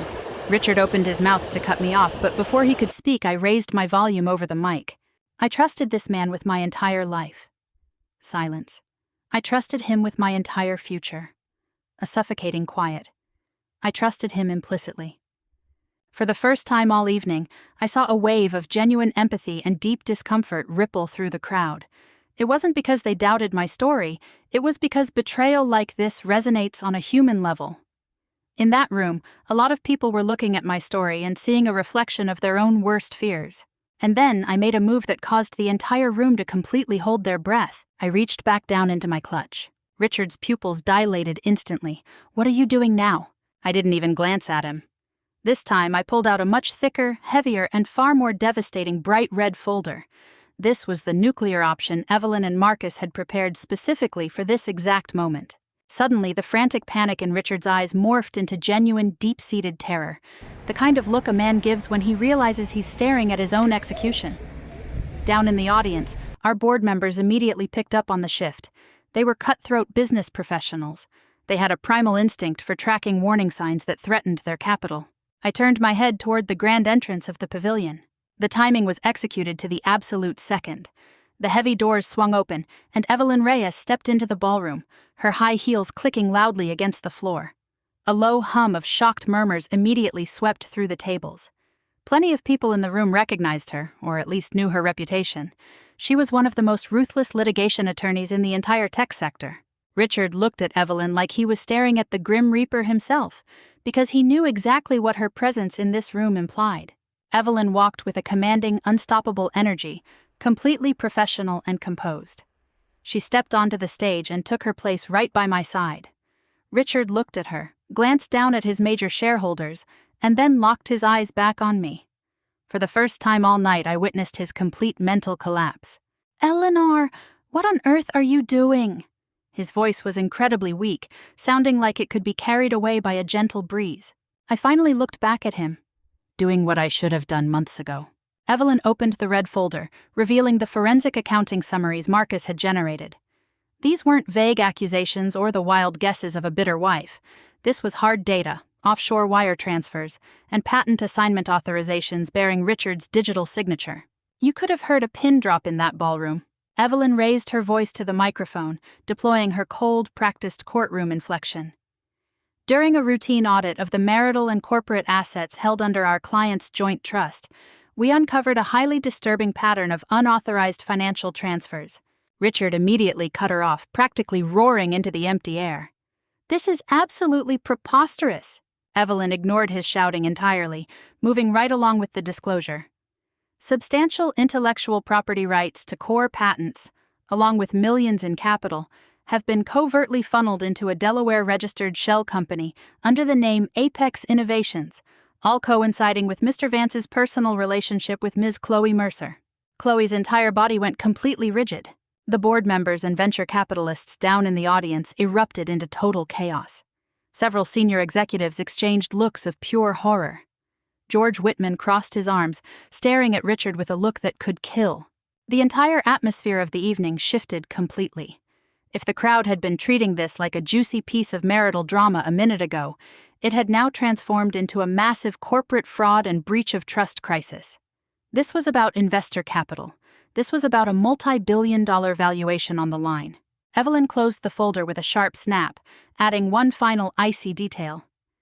"Furthermore, the temporary restraining order currently in Mr. Vance's hands has immediately frozen all asset transfer capabilities tied to that shell company. This matter, involving a severe breach of fiduciary duty, will be handled through the highest level of judicial proceedings. Every single syllable was handcrafted to destroy. It was clinical, professional, and completely devastating. Every single capitalist in that room understood the underlying math immediately. Richard's plan to drain the company's core patents and flip them on the side hadn't just been exposed, it had been permanently locked down. A loud, frantic buzz of noise took over the pavilion.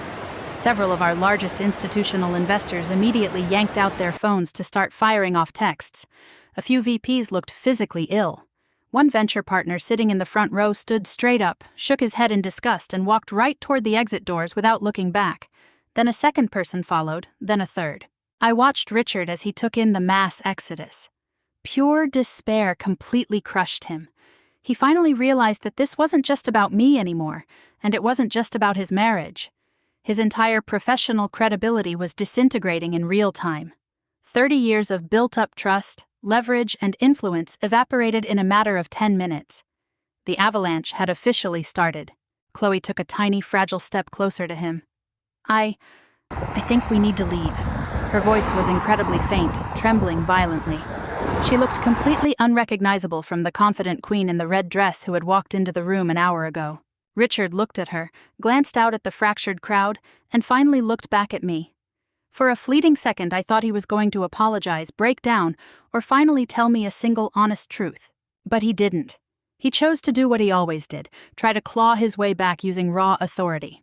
"You are making a massive, irreversible mistake, Eleanor," he hissed through his teeth, his voice thick with the desperation of a drowning man. I looked at him with absolute calm. "No, Richard," I said, pausing for a beat to let the microphone carry my voice to every corner of the room. "The biggest mistake I ever made in my life was trusting you." The weight of those words hit him like a physical blow, forcing him to take a half step backward. Because in the deepest, darkest corner of his soul, he knew it was an undeniable fact. Not a single guest in that room stood up to defend him. Nobody questioned my paperwork. Nobody argued. That collective silence was the most brutal verdict he could have received. The crowd believed exactly what they saw with their own eyes: his betrayal, his arrogance, the hard legal injunctions, and his complete public ruin. Then, I turned my gaze directly onto Chloe. For several long seconds, neither of us said a word. She actively refused to look me in the eyes, keeping her gaze glued to the floor. That dodge told a bigger story than any text message ever could. Because people with nothing to hide don't flinch away from a direct look. Finally, she turned her head completely away. And right in that exact moment, a highly disturbing realization flashed across my mind. The reason she was shaking like a leaf right now wasn't because she loved Richard so deeply, or because she was terrified of his reputation being ruined. She was terrified of something much deeper being exposed. The thought began to spin frantically in my head. Because the deeper Marcus's investigation dug, the weirder Chloe's specific corporate access started to look. Suddenly, I couldn't help but wonder, was Richard actually the mastermind behind this entire play, or was he just another piece being moved on someone else's board? As the guests continued to clear out of the room like rats fleeing a sinking ship, one thing became blindingly clear. Tonight was far from over. This was only the beginning. The divorce papers had been served. His social death sentence had been carried out. But the most chilling secrets hidden deep beneath the surface were still waiting to see the light of day. And very soon everyone, including a smug, arrogant Richard, was going to find out that Chloe Mercer was carrying a fatal secret of her own that could change absolutely everything. The morning after that party, a strange, heavy quiet settled over Silicon Valley. Or maybe the quiet wasn't in the city at all, but inside my own head. For months, my life had been an exhausting blur of fear, endless questions, and pure self-torture. Now, almost all the missing pieces had a definitive answer. My marriage was completely over, the ugly reality was exposed to the harsh California sun, and the flawless illusion Richard spent a lifetime building had been ripped to shreds. But sitting on top of the wreckage of my old life, one massive mystery remained untouched: Chloe Mercer. The more I kept digging into her background, the more the math just flat out didn't add up. And according to Marcus's latest breakthrough, we were finally about to lay our hands on the real card she was hiding up her sleeve. 3 days after the blowout at the winery, I found myself back in Evelyn's office, sitting across from her and Marcus. The energy in the room was entirely different today. It wasn't the tight, anxious scramble of looking for clues anymore. It carried a heavy, solemn gravity, the kind of atmosphere that takes over right before you expose a massive conspiracy. Marcus had several thick files spread flat across the massive dark walnut conference table. The second I walked through the door, he stood straight up. "Eleanor, I think we found it." My heart rate accelerated instantly. Found what? The real reason Chloe put so much effort into targeting Richard in the first place. I slowly pulled out a leather chair and sat down. For months, I had naturally assumed the answer was a cliché. A standard textbook affair, an ambitious gold digger, and an aging CEO going through a messy midlife crisis. It was the classic Silicon Valley playbook for a powerful man dumping his first wife. But as it turned out, the reality was infinitely darker than a simple affair. Marcus flipped open a folder. Inside was a dense collection of corporate registries, cross-shareholding layouts, and highly secure digital communication logs. To an untrained eye, it just looked like a bunch of dry, boring paperwork, but to a forensic accountant tracking a trail, these were smoking gun footprints left at a crime scene. He pointed his finger at a few specific blocks highlighted in neon yellow. "Look at the timeline right here." I leaned in to study the dates closely. Chloe had joined Vance MedTech roughly 14 months ago. In the beginning, her actual job description and corporate clearance were completely standard. But very quickly, a bizarre, unprecedented spike occurred. Within a matter of months, she was granted security clearances that senior executives had to grind for years to obtain. She had direct access to unreleased financial models, source code audits for our core AI algorithms, future acquisition strategies, and the confidential bottom lines for our negotiations with major buyers. "The velocity of her security clearance escalation is completely unheard of," Marcus said. Evelyn leaned forward, resting her elbows on the table. "How unheard of, exactly?" "To the point where it looks like someone practically forced the keys to the corporate vault into her hands," Marcus answered without a single hint of hesitation. I looked from Evelyn to Marcus, a knot tightening in my stomach. "What are you trying to tell me, Marcus?" Marcus tapped his finger against another document. "What I'm saying is, Chloe didn't gather all this secure data just to climb the corporate ladder or get a bigger bonus at Vance MedTech." A cold shiver ran down my spine.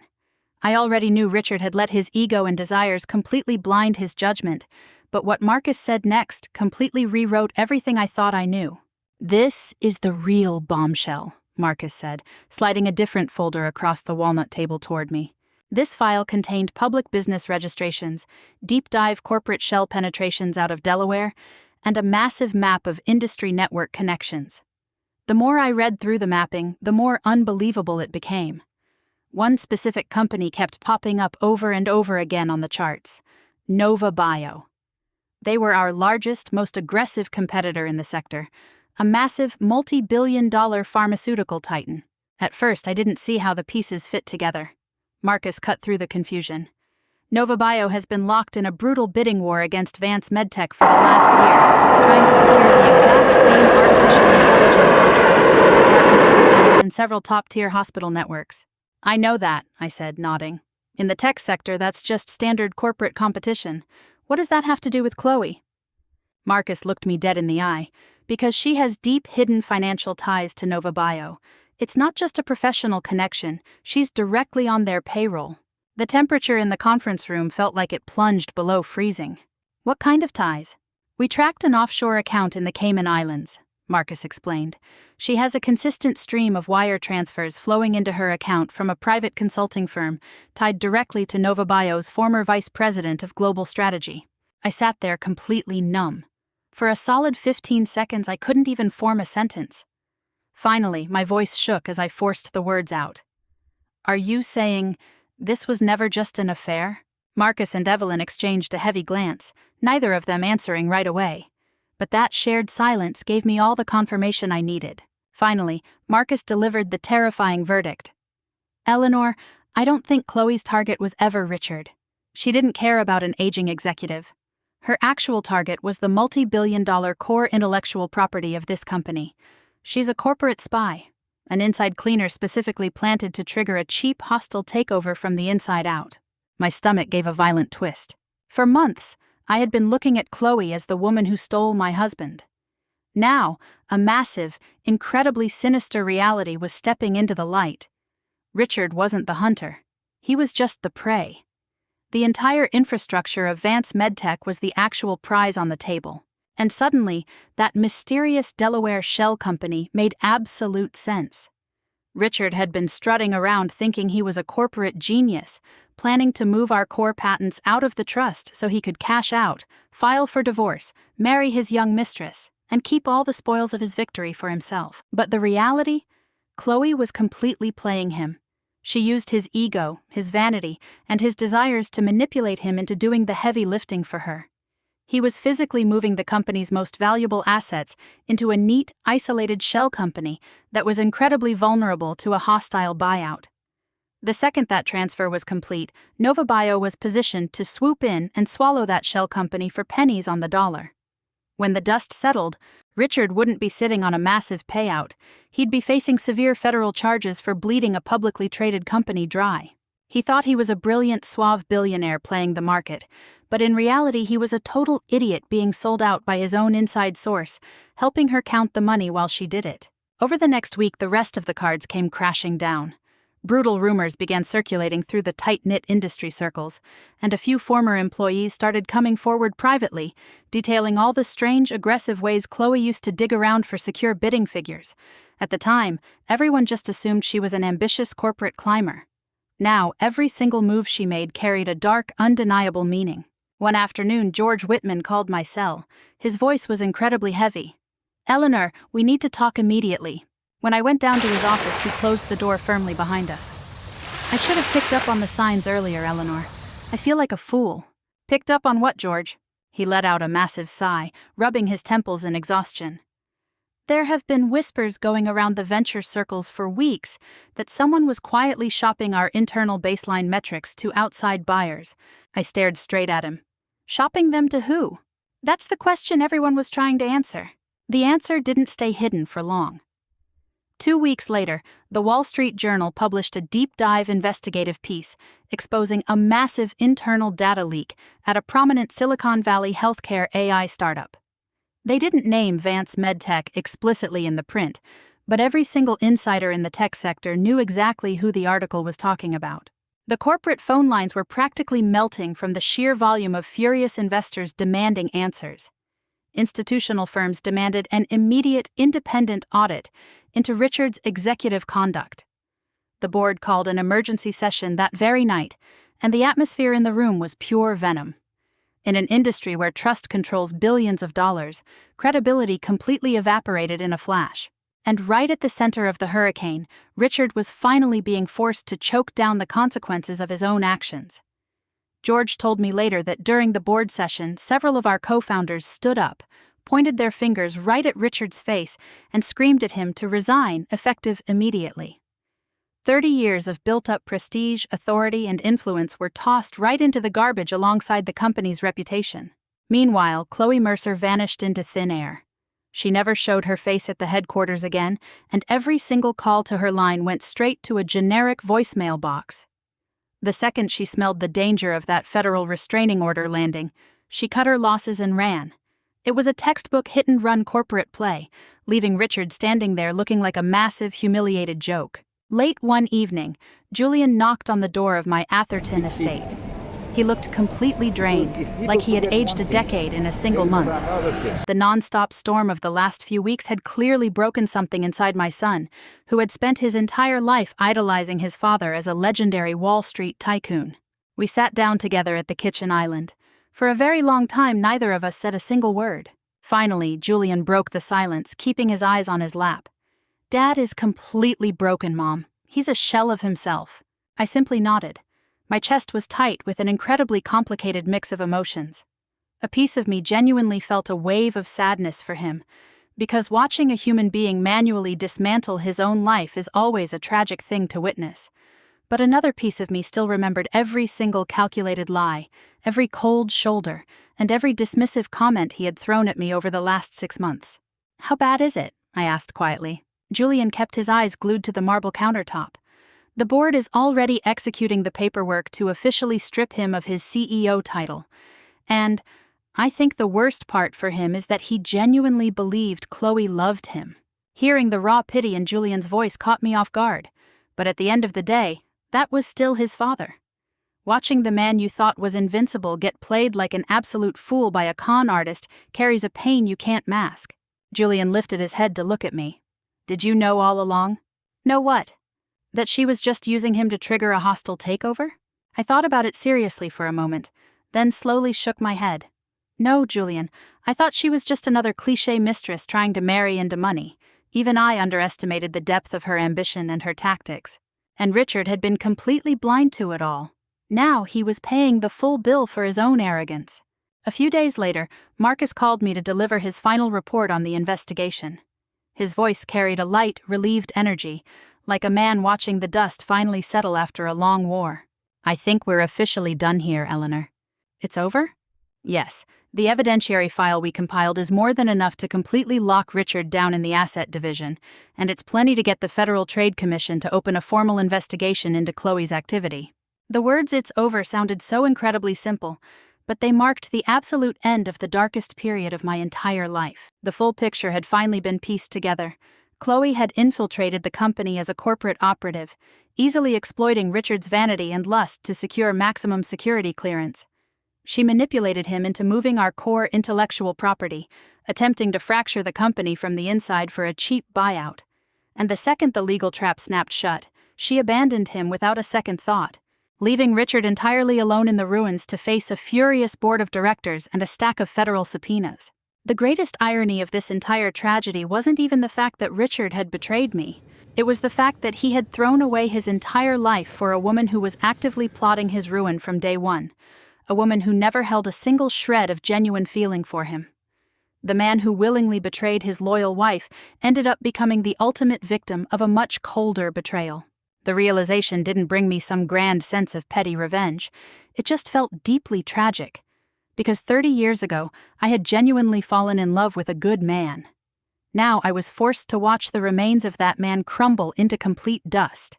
The weeks following that Napa Valley party were easily the most emotionally exhausting days of my existence. It wasn't because of the high-stakes divorce litigation, and it wasn't dealing with the non-stop gossip circles or the forensic accounting audits. The absolute hardest part was watching my children get forced to look at the ugly, unvarnished truth of who their father really was. The truth always demands a price from anyone it touches. And now, it was Julian's turn to pay the bill. For months, my son had consistently jumped to his father's defense. It wasn't out of cruelty, and it certainly wasn't because he didn't love me. It was simply because his brain couldn't accept reality. In his world, the man he idolized as a business titan and a life mentor couldn't possibly be a cheap, calculating traitor. I understood that denial because, honestly, I had lived it myself.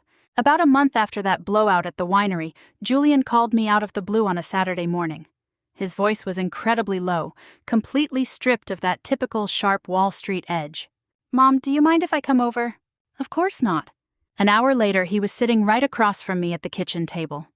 This was the exact same table where he used to eat his cereal every morning before high school, the table where we celebrated countless Thanksgivings, and the exact same table where, just a few weeks ago, he had coldly warned me not to blow up the company valuation. Right now, he couldn't even force himself to look me in the eye. For a solid 5 minutes, neither of us said a word. Finally, Julian broke the suffocating quiet. "I owe you an apology, Mom." The words caught in my throat. I had been waiting to hear that sentence for months. Not because I wanted to hold it over him, but because deep down, that tiny shred of maternal hope was still begging for it. Julian looked down, staring intently at his own hands. "I should have believed you." I stayed completely quiet, letting him finish. His voice began to crack, thick with emotion. "I really didn't want to see it. I kept lying to myself, telling myself that Dad would never be that kind of person. I honestly thought that if I just looked the other way, if I just rationalized everything through business logic, all the ugly stuff would just magically disappear. It broke my heart. I knew that exact feeling inside out. I had spent months doing the exact same thing, rationalizing, hoping, fleeing, and refusing to look at a devastating reality. "I was wrong, Mom. Completely wrong," Julian whispered, his voice fading into a desperate sigh. I stood up, walked around the long table, and without saying a word, I just wrapped my arms around my son. The second I held him, he completely broke down. This grown man, who routinely commanded rooms in New York investment firms, buried his face in my shoulder and cried like a little boy who had lost his way. It wasn't weakness. Grief doesn't care how old you are. Julian was mourning. He wasn't mourning a living father, he was mourning the permanent death of the illusion of his perfect father. When he finally managed to calm down and wipe his eyes, he looked up, his face flushed and raw. "I'm so sorry, Mom." I gently squeezed his shoulder. "I know, sweetheart, I get it." For the first time in months, the invisible fracture between my son and me actually began to heal. Later that evening, Maya dropped by. The second she stepped into the living room and saw Julian sitting on the couch with bloodshot eyes, she knew exactly what had happened. There were no judgments, no "I told you so's." She just walked straight over and threw her arms around her brother in a deep, supportive hug. Then she came over and held me. The three of us sat together for hours, talking through everything, the past, the present, and how it all unraveled. At one point, Maya quietly began to cry too. It wasn't a dramatic breakdown, just the silent, heavy tears of someone who had been carrying a toxic secret entirely on her own for way too long. "I should have done more," she choked out. I took her hand tightly. "No, Maya, absolutely not." I looked her straight in the eyes. "You were caught in an impossible situation where there was no winning move." She lowered her gaze. "I knew something was totally wrong for a long time." "I know. I should have told you sooner." I shook my head. "You were just trying to protect everyone. You didn't want to watch this family break apart." Maya cried harder then, because deep down, she knew the brutal truth. When you try to protect everyone, you usually end up protecting no one. But right then, I didn't care about placing blame. We had carried enough resentment and regret to last a lifetime. What we needed now was healing, and you can't heal without grace, even for the people who let you down. A few days later, something happened that completely caught me off guard. Richard called me. It wasn't to argue about the Delaware Shell Company, it wasn't to fight over the trust funds, and it wasn't to scream at me. He just sounded incredibly, profoundly exhausted, and he asked if we could meet. A massive part of me wanted to say no. A loud voice in my head was screaming to erase him from my life forever. But another part of me knew that certain conversations were inevitable. So, I agreed. We met at a quiet, secluded corner cafe in downtown Palo Alto. When he walked through the door, I barely recognized him. He looked like he had aged a decade. Not physically, but his entire energy was completely drained. That sharp, aggressive confidence that defines every tech CEO had completely evaporated. The sleek, untouchable executive in the custom suit was gone. In his place was just a tired, broken, defeated old man. We sat across from each other in silence for a while. Finally, Richard spoke first. "I never imagined it would end like this." I looked at him coldly. The line sounded absolutely ridiculous.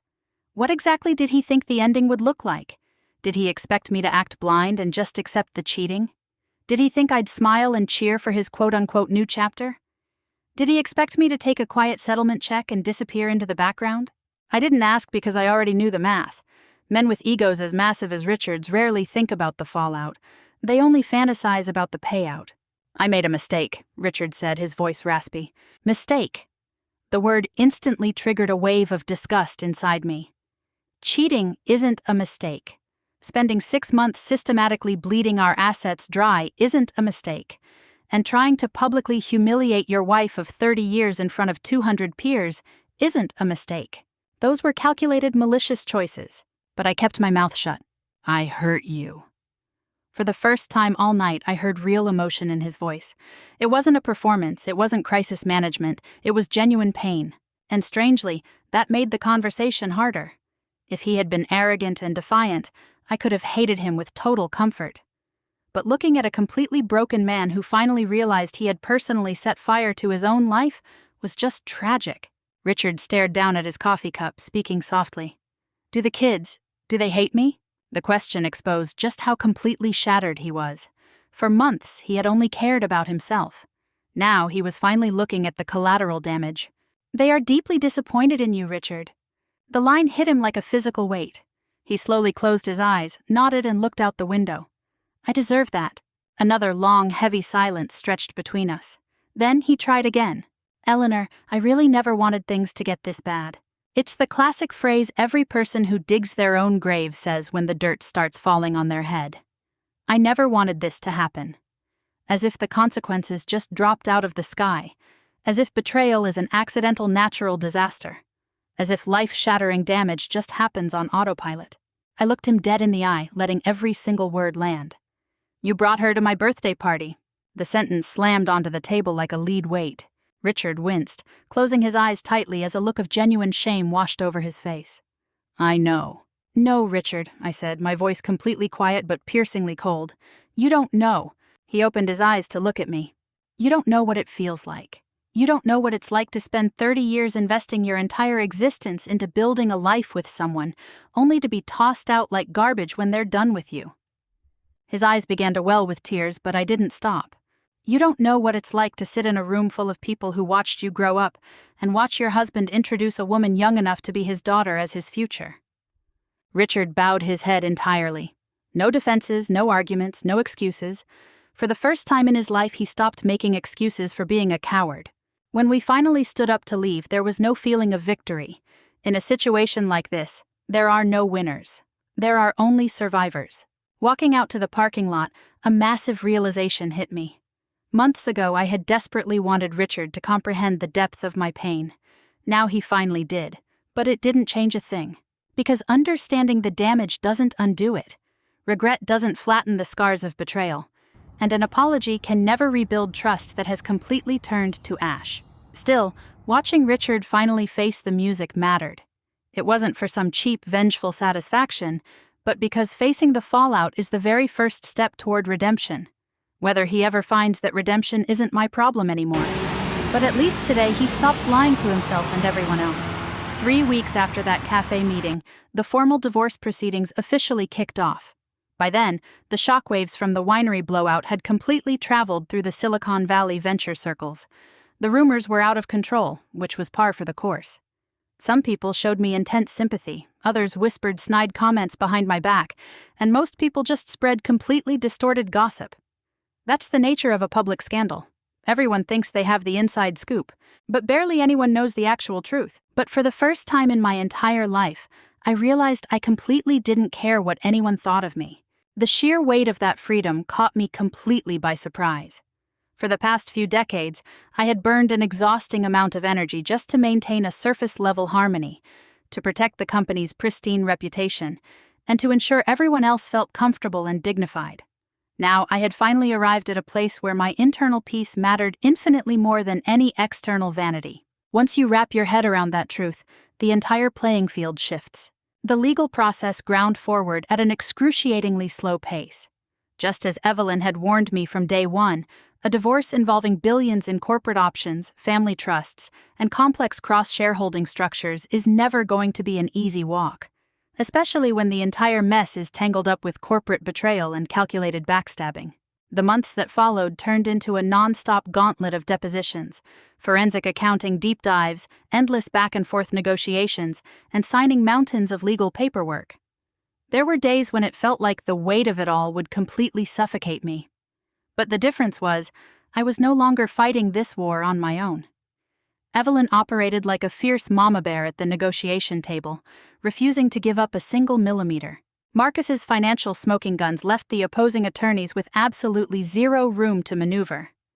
And the thing that brought me the deepest sense of comfort was that Julian and Maya stood firmly and unshakably right behind me through every single step. That support changed everything. About 6 months into the battle, my phone rang on a Tuesday afternoon. It was Evelyn updating me on the progress. "Are you sitting down, Eleanor?" I couldn't help but chuckle. That was usually an ominous way to start a conversation. "What happened, Evelyn?" "We just hammered out the final settlement agreement on the core institutional assets." My heart rate accelerated instantly. This negotiation had been a brutal uphill climb. It wasn't because Richard wanted to drag it out forever. He was currently completely overwhelmed by a furious board of directors, and just wanted to settle this nightmare as quietly as possible. But untangling 30 years of intertwined financial history required a massive amount of patience. Evelyn walked me through every single line item on the settlement sheet.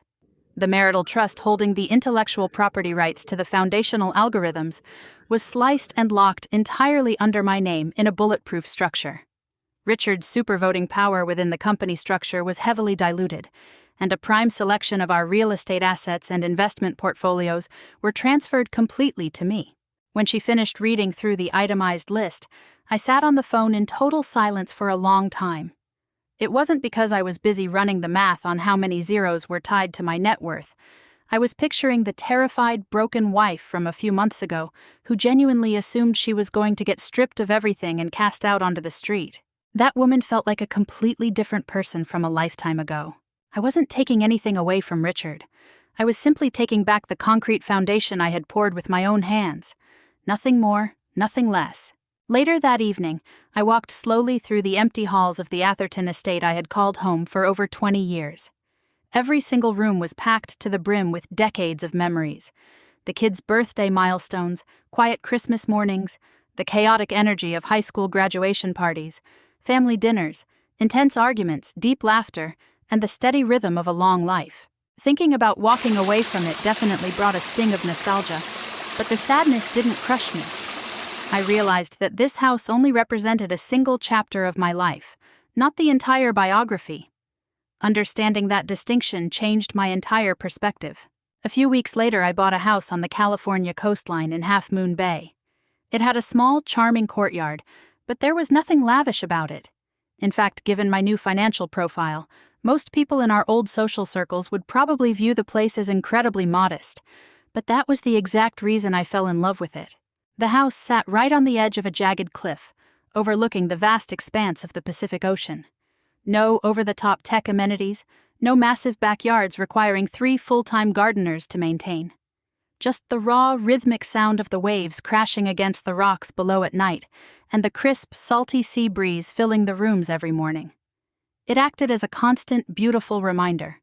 No matter what kind of chaos unfolds in your life, the tide still comes in, and life keeps moving forward.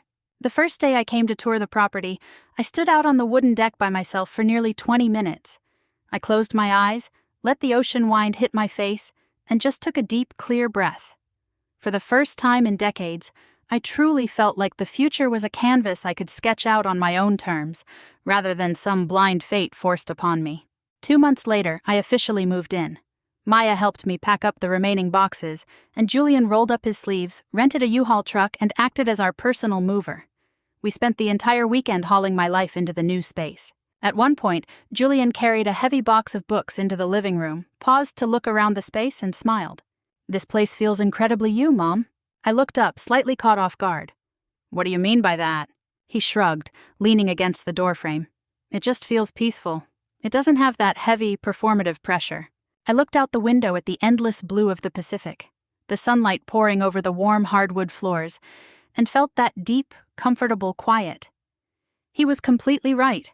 For the version of me standing there, internal peace had become infinitely more valuable than a Silicon Valley status symbol, high society functions, or an Atherton zip code.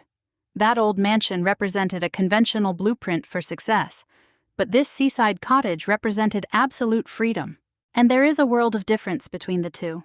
Meanwhile, back in the valley, Richard's situation continued to unravel. I didn't feel a single shred of petty satisfaction watching the fallout. Unlike what a lot of people might assume, watching someone who used to be the center of your universe sink deeper into a financial and professional swamp doesn't bring some sick sense of joy. Even if they deeply broke you, and even if they earned every single consequence coming their way, the reality was absolutely brutal. The fallout from the cheating scandal, the incredibly foolish executive decisions that nearly exposed the company to a hostile takeover, and the absolute destruction of the board's trust were bearing bitter fruit. Several massive partnerships with top-tier hospital networks collapsed entirely, venture funds pulled their capital out due to corporate governance risks, and the company's grand Silicon Valley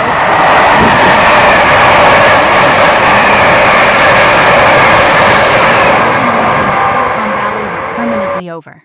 Richard's era had officially come to an end.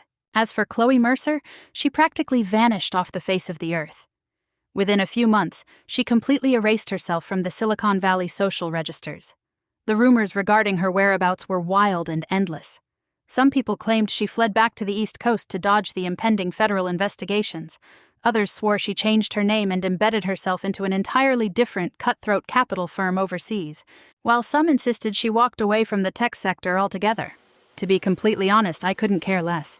For a long time through the worst of the storm, I kept looking at Chloe as the absolute villain of my life's tragedy. But as the dust settled, I finally let go of that anger. She was never the actual point of the story. The real story was always about choices. Richard's choices and my choices. The decisions we make when we are staring down temptation, fear, overwhelming arrogance, or agonizing heartbreak. It's incredibly easy to dump all the blame onto a corporate spy and call it a day, but hiding behind a simple villain will never bring you real healing. On a beautiful sunny afternoon, I was unboxing the last batch of books in my new study when a faded, yellowed photograph slipped out from between the pages of an old textbook. It had been taken nearly 30 years ago. Richard and I were standing right in front of a cramped, run-down rental garage. Back then, the entire infrastructure of the company consisted of 2 overheating servers' hums. We didn't even have enough cash to cover the following month's rent, and the future was a complete question mark. But looking at the 2 people in that photo, we were both grinning directly into the lens. So happy, so completely genuine, and so pure. I stared at that picture for a long time. I didn't feel a surge of anger, and I didn't even feel a wave of sadness. Most of what I felt was a deep sense of gratitude. Because no matter how ugly and humiliating the final chapter turned out to be, those early years were entirely real. The love we shared was real, the sacrifices I made were real, and the dreams we fought for late at night over coffee were absolutely real. You can't just erase the value of an entire book just because the ending of one specific chapter turned out to be incredibly cruel. I didn't throw the photo into the trash. Instead, I carefully placed it inside a desk drawer. Some memories, even the ones that carry a sharp edge, deserve to be respected for what they were. As the California autumn rolled in, I completely settled into the steady rhythm of my new life. Morning walks along the rugged coastline, drinking hot black coffee out on the deck, long phone catch-ups with Maya, and waiting for Julian to fly in from New York on the weekend so the 3 of us could have dinner together. In the beginning, the quietness of being on my own felt completely foreign, but gradually, it turned into something incredibly comfortable, natural, and entirely my own. One evening I sat out in the courtyard, watching the sun dip slowly beneath the horizon. The Pacific Ocean turned into a spectacular blazing sheet of gold and orange. The view was so beautiful it almost didn't feel real. A few months ago, my only objective when I opened my eyes in the morning was simply to survive the day. But looking out at the water, I realized a much deeper transformation had quietly completed itself. I wasn't just holding on for dear life anymore. I was actively rebuilding myself from the ground up. Slowly, and with plenty of unavoidable scars, but completely and beautifully real. Listening to the steady crash of the waves against the cliff below, the truth finally landed in my heart. The end of my marriage wasn't the end of my life. It wasn't even the end of my story. It was simply the hard punctuation mark at the end of a long, exhausting chapter. And for the first time in years, I felt completely ready to turn the page. That first year of freedom taught me a vital lesson I wish I had understood decades ago. Starting over is not the same thing as starting from nothing. For months, I carried an intense, underlying fear of the future. I was terrified of the impending loneliness, terrified of losing my sense of purpose, and terrified of losing my identity in a world where I had played the role of a supportive wife and corporate partner for 30 years. For the better part of my adult life, I had been someone's wife, someone's brilliant architect, someone's silent infrastructure. Now, I had to figure out exactly who Eleanor Vance was when she belonged entirely to herself. The answer didn't arrive in some grand, dramatic epiphany. It was hiding in the tiny, quiet, ordinary moments that people rarely talk about. During an early morning walk along the Half Moon Bay shoreline, I noticed a woman around my own age sitting completely alone on a park bench. Her expression caught my eye. It was deeply bleak. It wasn't the frantic sorrow of someone crying out loud, but the hollow, exhausted look of a person completely drained by life. I knew that exact look inside out. I had worn that mask for months. We ended up talking on that bench for nearly an hour. Her name was Patricia, and she was fresh out of a brutal, high-stakes divorce that shattered her 28-year marriage. By the time our conversation ended, the heavy shadow behind her eyes had lifted just a fraction, and she actually managed a genuine smile. It wasn't because I offered her some magical legal solution to her settlement, but simply because she realized that someone else in this massive world completely understood her pain. Walking back to my house that morning, a single thought kept echoing in my brain. How many other women are out there right now quietly drowning in that exact same isolation? How many women are trapped in toxic, abusive marriages simply because they don't know how to read a complex financial ledger or map out an asset structure? How many women spend their entire lives sacrificing everything for their families, only to take the humiliation of betrayal lying down because they genuinely believe they have absolutely no way out? The question haunted me for weeks until it became impossible to ignore. One afternoon I dialed Maya's number. "I want to build something new, Maya." I could hear the smile in her voice across the line. "That sounds like an incredibly dangerous way to start a phone call, Mom." I laughed. "Maybe it is. What are you thinking?" I hesitated for a second, and then I just laid out my whole vision for her. I wanted to start a nonprofit specifically focused on providing legal and financial literacy mentoring for middle-aged and older women facing marital crises or major life upheavals. I wasn't talking about some high-end wealth management firm trying to push fancy investment portfolios. I wanted basic, practical, handheld education. I wanted to teach these women how to read their spouse's tax returns, how to track hidden assets, and how to secure their own leverage before a crisis ever hits. I wanted them to have options before they found themselves trapped in a corner like I was. Maya's enthusiasm was instant and overwhelming. "Mom, you absolutely have to do this. That is so cool." Her excitement caught me off guard, and right in that moment it finally clicked just how much of my own confidence had come rushing back. 6 months ago, I was quietly weeping over what my life would look like after a divorce. Now I was plotting a future, actively building something entirely new that belonged solely to me. The underlying irony was almost comical. After spending decades helping Richard construct his commercial empire, I was finally laying the bricks for my own dream. The project started out very small, tiny really. We just launched a basic website and put together a few free workshops at the local community center. No complex corporate models, no flashy branding. Yet the wave of responses that followed blew past my wildest expectations. Women started reaching out to me in a steady, endless stream. Widows, newly divorced mothers, wives staring down retirement. Some of these women had spent 30 years running a household but didn't even know how many bank accounts were tied to their names. Some were completely paralyzed by a fear of the unknown. All they really needed was someone who wouldn't judge them or talk down to them. Someone who could translate dry legal jargon and financial spreadsheets into plain human English. Their stories broke my heart on a regular basis. Over and over again, I kept hearing the exact same terrified phrase, "I just don't know where to start." I knew that feeling in my bones. Because during those endless dark nights after discovering that Carmel resort receipt, I was drowning in that exact same desperation. Pretty soon, those simple workshops evolved into a tight-knit, powerful community. It became a safe haven where women could drop their performative masks and look at their lives with complete honesty. And the most beautiful thing was that every single time I helped a woman reclaim her leverage and confidence, a piece of my own internal strength grew right along with her. At the same time, my relationship with Maya grew closer than it had ever been. In a strange way, this family crisis permanently shattered the traditional, rigid mother-daughter barrier between us, allowing us to connect as real, genuine friends. On a Saturday afternoon after I wrapped up a workshop in San Francisco, she took me out to lunch at Fisherman's Wharf. We were sitting by the window, watching the boats drift across the bay, when she suddenly just stopped and smiled at me. "What?" I asked, laughing a little and touching my face. She shook her head. "You just look so different, Mom." "Different how?" "Like, happier?" The word made me pause. For the longest time, happiness wasn't even a metric on my radar. My brain had been entirely occupied by survival, fighting back, cutting my losses, and healing. Happiness felt like a luxury I couldn't afford. Kifa, but as I let her words sink in, I realized she was completely right. It wasn't that every single day of my life was suddenly flawless, but for the first time in years, I was living entirely open and authentic.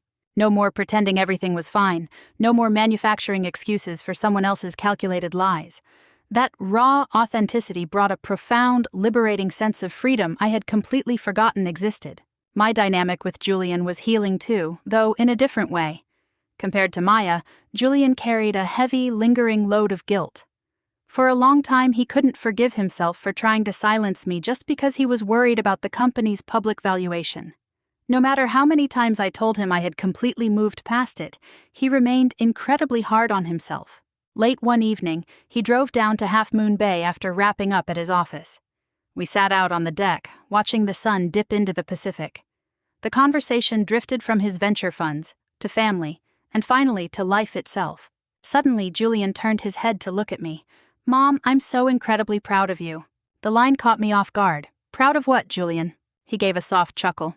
Just watching you rebuild.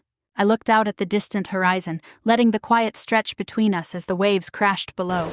Then he added, I don't think I ever realized just how powerful you are. Those words touched a very deep place in my heart. It wasn't because I needed my son's validation, but because it represented a massive, hard-earned shift in perspective. That kind of shift only happens when the people around you finally stop looking at you through the lens of an old stereotype. For decades, including my own children, everyone just viewed me as mom, the caregiver, the background support, the unshakable infrastructure of the house. They took my existence for granted, the same way you take a load-bearing wall for granted. Now, they were finally looking at a complete, independent human being, a woman with tactics, boundaries, and the capability to play a terrible hand of cards and execute a flawless counterattack. That shift meant everything to me. As the months rolled by, life completely settled into a steady groove. The final divorce decree was officially stamped and delivered. The brutal legal war was over, and the dust from that infamous Napa Valley Gala had long since scattered in the wind. The tech sector's attention had quickly moved on to new scandals, new corporate bubbles, and fresh gossip. I was incredibly grateful for that, because I had zero desire to remain a topic of conversation over anyone's dinner table. A quiet, peaceful existence was the only prize I cared about anymore. And then, on a rainy Tuesday afternoon, the unexpected happened. My phone started buzzing on the counter. The screen displayed a name I knew instantly, George Whitman. I picked it up right away. George? His voice carried a hint of amused irony. Have you heard anything from Richard lately, Eleanor? The question put me on immediate alert. No, nothing. Why? What's going on? George let out a dry laugh. It's interesting. He's been calling around the network, asking people about you. I furrowed my brow. Asking what? Just trying to figure out if you're doing okay. The response completely caught me off guard. For months, outside of the mandatory communications between our legal teams, Richard and I had maintained absolute radio silence on a personal level. George continued, Eleanor, I think it's finally hitting him exactly what kind of a woman he threw away. I didn't even know how to react to that. A piece of me felt a faint wave of sadness, but a much larger piece felt a numb, detached sense of closure. Because that kind of reality check was simply too little, too late. After hanging up the phone that night, I sat out on the deck, watching a massive storm brew out over the water. Heavy, dark clouds were rolling toward the shoreline, and distant flashes of lightning sliced through the night sky. The visual felt like a perfect metaphor. For years, I had been standing right at the absolute epicenter of the hurricane. Now I was sitting safely inside a reinforced house, quietly watching the wind and rain as a completely detached observer. Listening to the steady crash of the tide, another layer of truth settled into my mind. My story was no longer a story about betrayal. It wasn't a story about Richard, and it certainly wasn't about a corporate spy named Chloe. My story had evolved into something much grander. It was a story about rebuilding, about finding your own footing, and about proving to yourself that when someone shatters your heart into pieces, your life doesn't end. Sometimes that is the exact moment your real life actually begins. Even though I didn't know it at the time, there was still one final interaction waiting for me before this chapter could be completely closed for good. One last conversation to officially put the past to rest. It had been nearly 18 months since the night I walked onto that brightly lit stage, in front of the entire Silicon Valley tech elite, and slammed those divorce papers against Richard's chest. A year and a half. Plenty of time for the deepest wounds to finally turn into scars, plenty of time for the burning anger to completely run out of fuel, and plenty of time for life to find its balance along a brand new trajectory. Yet, some chapters simply cannot be finalized without one last face-to-face look. It was a quiet, crisp autumn morning, starting out exactly like any other day. I woke up right before sunrise, brewed a fresh pot of coffee, threw on a light cashmere sweater, and stepped out onto the deck to look at the Pacific. The air carried that sharp mix of sea salt and leftover night rain, and the waves were gently lapping against the rocks. Everything in front of me felt profoundly steady and calm. Right as the first ray of sunlight broke over the horizon, my phone vibrated in my hand. There was no contact name attached to the incoming number, but that specific string of digits had been burned into my memory years ago. I stared at the flashing screen for 5 solid seconds, before finally sliding the bar to answer. Hello. After a brief, heavy pause, a voice I hadn't heard in months cut through the line. Eleanor, Richard. I gently closed my eyes. It wasn't out of anger, but hearing that voice without any warning felt like violently throwing open a door into a past life. Hello, Richard. Another long silence stretched between us before he spoke again. Can we talk? The tone he used to ask that question was completely unrecognizable from the man of a few years ago. There wasn't a single shred of that condescending arrogance, zero executive authority, and none of that default assumption that I would just automatically comply with whatever he wanted. He sounded incredibly small, hesitant, and raw. For a fleeting second, I seriously thought about just hanging up. It wasn't because I was harboring some deep hatred for him, but I honestly didn't see what a conversation could possibly alter at this point. But then, a profound sense of peace took over. Maybe it was pure curiosity, maybe it was a faint wave of human empathy, or maybe it was just the desire for an absolute clean break. We can meet at a cafe, I said. I could hear the massive wave of relief in his breath through the speaker. Thank you, Eleanor. Thank you. 2 days later, we met at a small secluded coffee shop right off the highway near Half Moon Bay. Not in Silicon Valley, nowhere near the old centers of power we used to navigate, but in a completely neutral, quiet space. I arrived first. When Richard pushed open the glass door and walked in, I barely recognized him. He looked incredibly old. It wasn't that dramatic overnight type of aging, but a deep, bone-deep exhaustion that seemed to ooze from his very core. The sharp, aggressive edge that used to define him as he cut through the corporate world was completely gone. The perfectly tailored shell of a tech elite had peeled away. The man walking toward my table was just a tired, lonely, fading old man. We looked at each other across the table for a few moments. Neither of us spoke first. Finally, he sat down opposite me. Thank you for coming. I gave a small nod. The waitress brought over 2 cups of black coffee.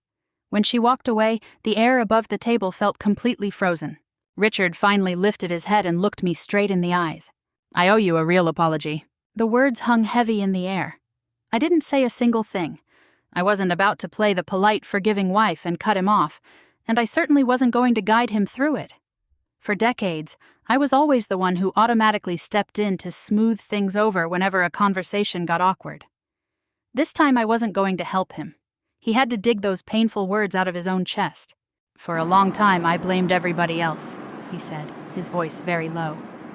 At first, I blamed everything on Chloe. I convinced myself she set me up, that she was the one who ruined my company. I wasn't surprised. It's human nature. Deflecting is always the easiest route. He nodded, a self-deprecating look crossing his face. Then, I blamed the board for being ruthless. I blamed Silicon Valley Capital for being cold-blooded. He gave a bitter smile, his eyes completely hollow. But eventually, when there was absolutely nobody left around for me to blame, the truth finally landed. For the first time in my life, I was hearing a genuine piece of self-awareness from his mouth. No excuses, no scapegoats, just the raw truth. Richard looked down at the dark reflection of his coffee. When everything completely fell apart, I spent every single day asking myself how on earth this happened. I listened in total silence. I tried to tell myself that I was just unhappy in the marriage, that I was just looking for a spark outside. He shook his head violently. But that was total garbage. It wasn't that at all. After a long pause, he looked back up at me. I was just incredibly selfish. A few simple words, but they had a terrifying amount of weight. Real accountability never needs fancy language. It just cuts like a rusty knife. Richard kept going. I spent years gaslighting myself into believing that with the status I achieved, I somehow deserved more. That line instantly dragged me back to the months leading up to his affair. He used to talk constantly about scaling up, about breaking boundaries, about finding a new spark in life. It's the favorite script of every cheater before they completely wipe gratitude from their minds. I forgot everything you ever did for me. His voice began to tremble. I forgot who was actually in that garage with me, building the foundation for everything I achieved. I watched him. The pain on his face wasn't a performance, it was a real, agonizing kind of remorse. And then, Richard said something I never in a million years expected to hear from him. During the legal liquidation process, I had to review some of the company's earliest archival files. I tilted my head slightly. The paperwork I saved? I knew exactly what he was talking about. Those ancient trust documents, the early patent agreements, the concrete proof of how I risked absolutely everything to secure his capital when we had $0 to our name. Richard slowly shook his head. I looked at those pages and I honestly couldn't believe it. I had completely wiped those memories from my brain. I turned my head to look out the window, out at the vast Pacific Ocean, out at the new life I had physically rebuilt for myself. If I had heard these words a few years ago, it would have changed everything. A few years ago, this speech would have saved our marriage. But sitting there that morning, it just brought a deep sense of sorrow. Some wake-up calls arrive way too late, carrying a price tag that costs you everything. Richard swallowed hard, struggling to find his voice. "You were always the powerful one between us, Eleanor." The comment caught me completely off guard. For the better part of my life, I had never viewed myself that way. I always defined my existence as the supporter, the helper, the backbone running things quietly from the shadows. The word powerful never belonged to me. But it was only by walking through the absolute darkest valleys that I discovered just how unshakable my resilience actually was. Richard looked away, his voice dropping to a faint whisper as he finally pulled the trigger on the real question. Do you ever miss what we used to have?" The question seemed to float above the table. I gave it a serious, honest look inside my heart before giving him the absolute truth. "Occasionally, yes." He gave a small nod. "I miss a piece of who we used to be," I added. That distinction was vital. I didn't miss the final years of a marriage packed with calculated lies. I was mourning the absolute unbroken trust we shared in the very beginning. I missed the pure ambition of eating instant noodles together in a drafty garage, sketching out a future on napkins. I missed the version of us that was actually real, not the rot that followed. Richard clearly understood the difference.